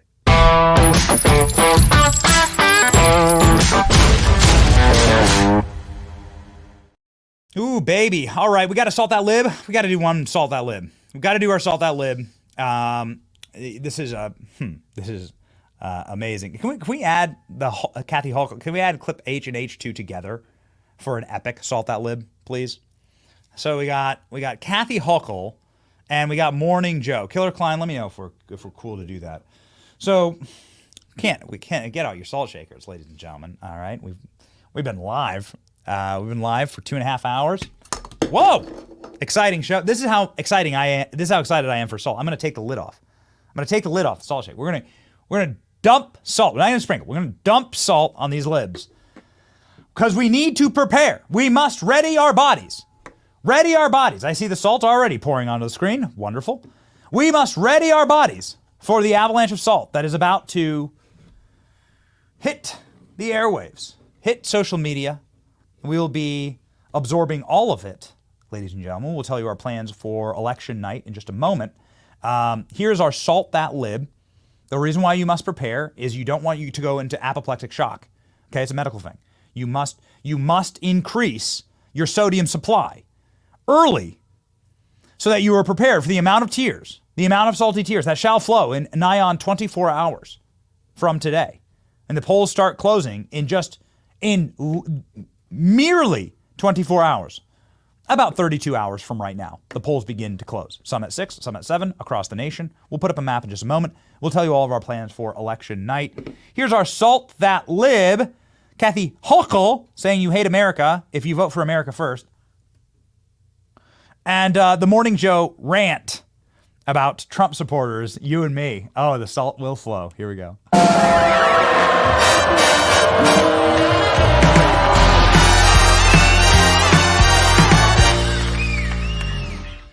It gave me a chance to tie the Republicans running these seats, the incumbents, closer to Donald Trump, and remind everybody, if you're voting for these Republicans in New York, you are voting for someone who supports Donald Trump, and you're anti-woman, you're anti-abortion, and basically you're anti-American because you have just trashed American values and what our country is all about over. I will ask the question that I think is a fair question to ask. Who raised these people? Yeah. Because they were not raised by anybody in my neighborhoods that I grew up, any middle-class neighborhoods that I grew up in.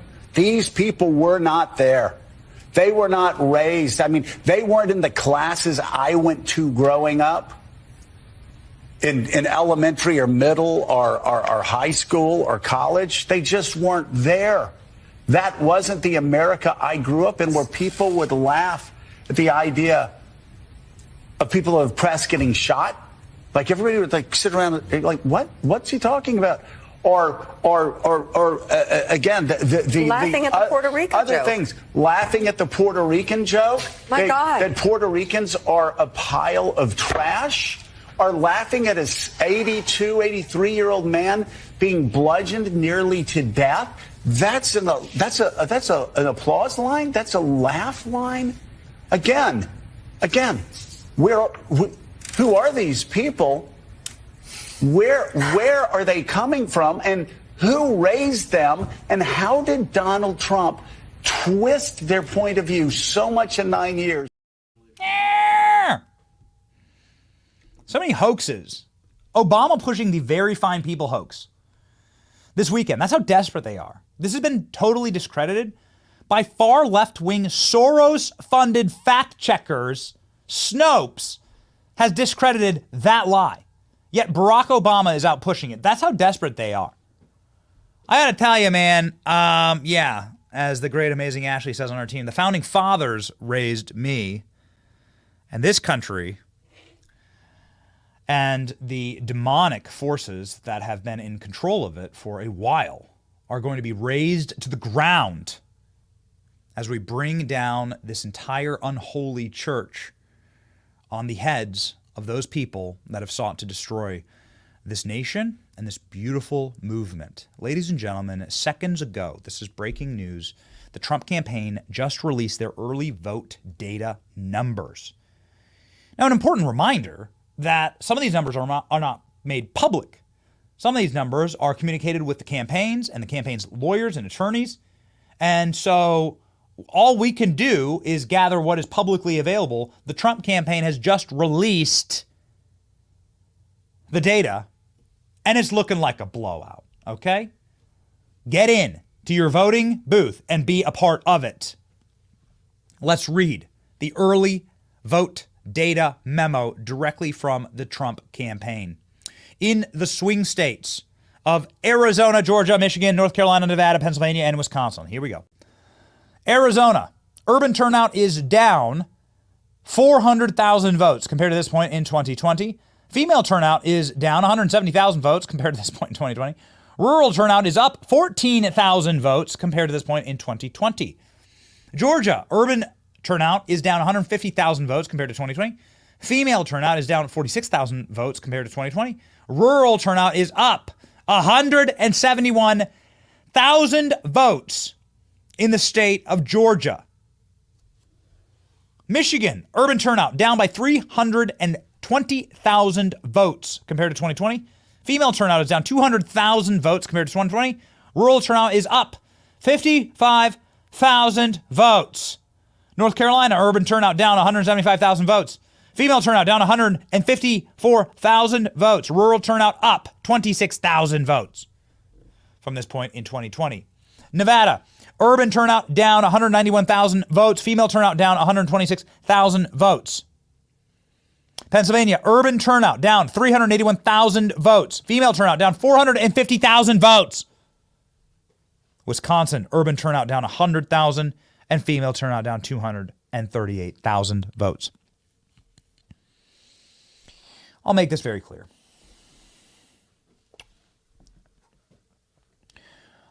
For the life of me, I cannot understand why you would vote for Kamala Harris and why you would vote for the destruction of your nation. Why would you vote for higher taxes, higher gas prices, higher grocery prices?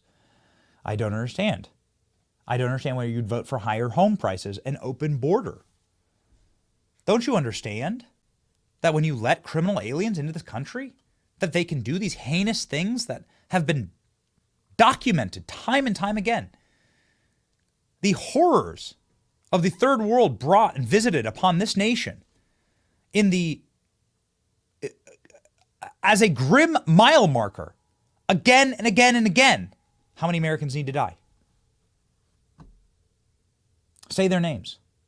President Trump has been campaigning with these families. Don't you want safe streets? Like, is your TDS so crippling to you? Is your mental illness so important to you that you would vote for higher taxes, higher gas prices, higher grocery prices, the inability for anybody to achieve the American dream at all? As what? Like a final FU? If you're an old person to the younger generations? As what? If you're a younger person? Like a total self-sabotage? Generational suicide? For what? Vibes? For feelings? I want a closed border. I want American treasure to be spent here on Americans. I want my potholes to be fixed. Instead of my tax dollars going to make potholes in Ukraine that cause carnage and death, or Gaza for that matter. I do not want war. I want peace. I do not want for anybody to live in pain or fear. I want law and order. I want criminals behind bars. I want our cops funded and our firefighters funded. I want every American to have a chance at prosperity, and the only way that is possible is through meritocracy and not by judging people by their race, gender, or skin color.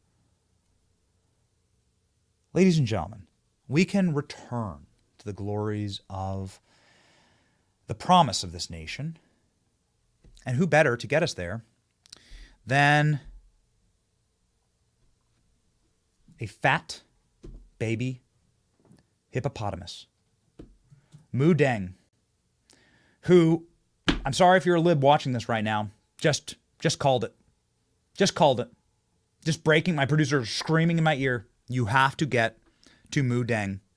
Mu Deng has just predicted that President Trump will win the election. This is a viral baby hippo. We love our animals around here. Justice for Peanut the squirrel.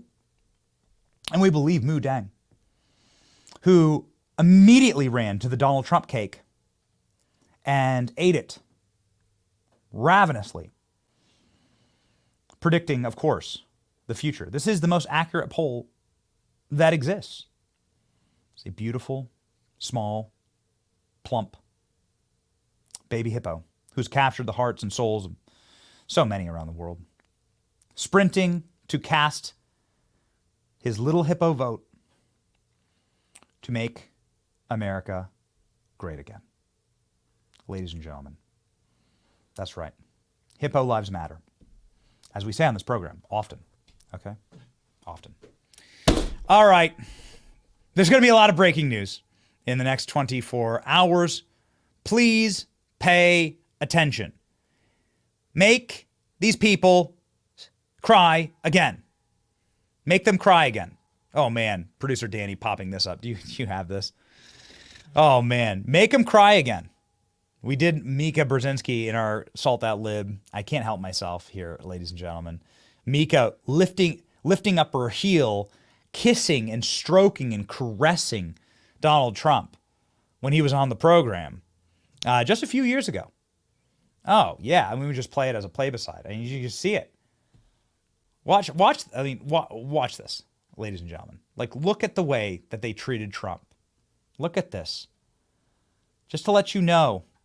Look at the leg up in the leg up in the air. Just to let you know exactly what frauds these people actually are. We're going to play this day and night as they cascade into the salty, endless, drowning tears. Get your rubber dinghies ready, ladies and gentlemen. It's going to be biblical. Speaking of biblical, our verse of the day. Our verse of the day from 1 Peter. You are a chosen race, a royal priesthood, a holy nation, a people for his own possession, that you may proclaim him who called you out of the darkness into his marvelous light. Ladies and gentlemen, we can take this nation out of the darkness and into the light in just 24 short hours. Get out there and vote. Get out there and vote. Get out there and vote. If you need any further crystallization of what this movement is about, there's no one better than Tucker Carlson to bring you the Trump ad that I would argue should have played on every single station nonstop. But ladies and gentlemen, who has been remixed, in fact, in a brand new, incredible series of images, videos, and iconic moments set to the tune of Tucker Carlson's populism rings like a bell in this moment, ladies and gentlemen. This is what America First is all about. This is what a MAGA is all about. This is what we are truly up against, ladies and gentlemen. Never forget it. And thank you for being along for the journey. We love you. We're going to save this nation. Let's go. Millions of Americans sincerely love Donald Trump. They love him in spite of everything they've heard. They love him often in spite of himself. They love Donald Trump because no one else loves them. The country their ancestors fought for over hundreds of years has left them to die in their unfashionable little towns, mocked and despised by the sneering half-wits with finance degrees but no actual skills who seem to run everything all of a sudden. Whatever Donald Trump's faults, he is better than the rest of the people in charge.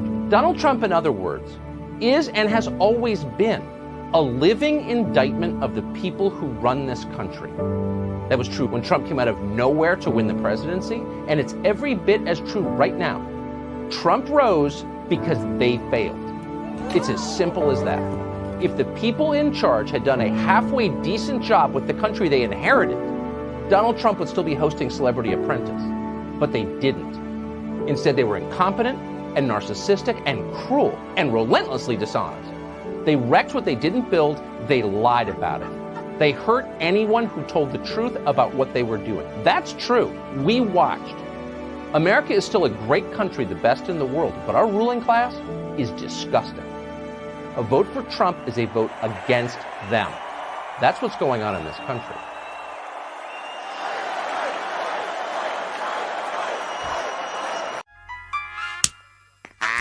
Young Bobby Engels has a problem.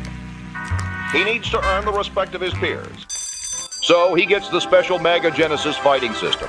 It comes with immigrant combat tubes. He saves on his taxes. He gets more money, more control. Now things are pretty much okay.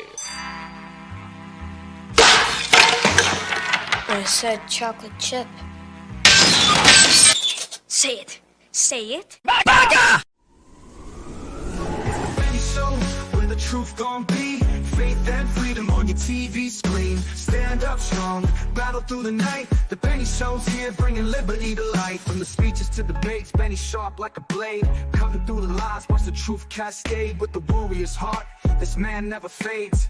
You know it's prime time when Benny invades. From saving the nation to stories untold, the Benny Show's a storm, see the truth unfold. Stay in the loop, let freedom take hold. Salting all the libs, soul never sold. It's the Benny Show, where the truth gon' be.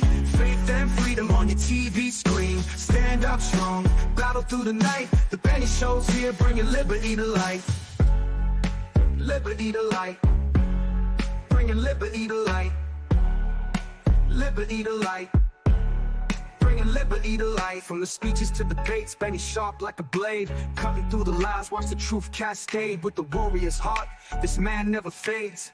You know it's prime time when Benny invades. From saving the nation to stories untold, the Benny Show's a storm, see the truth unfold. Stay in the loop, let freedom take hold. Salting all the libs, soul never sold. It's the Benny Show, where the truth gon' be.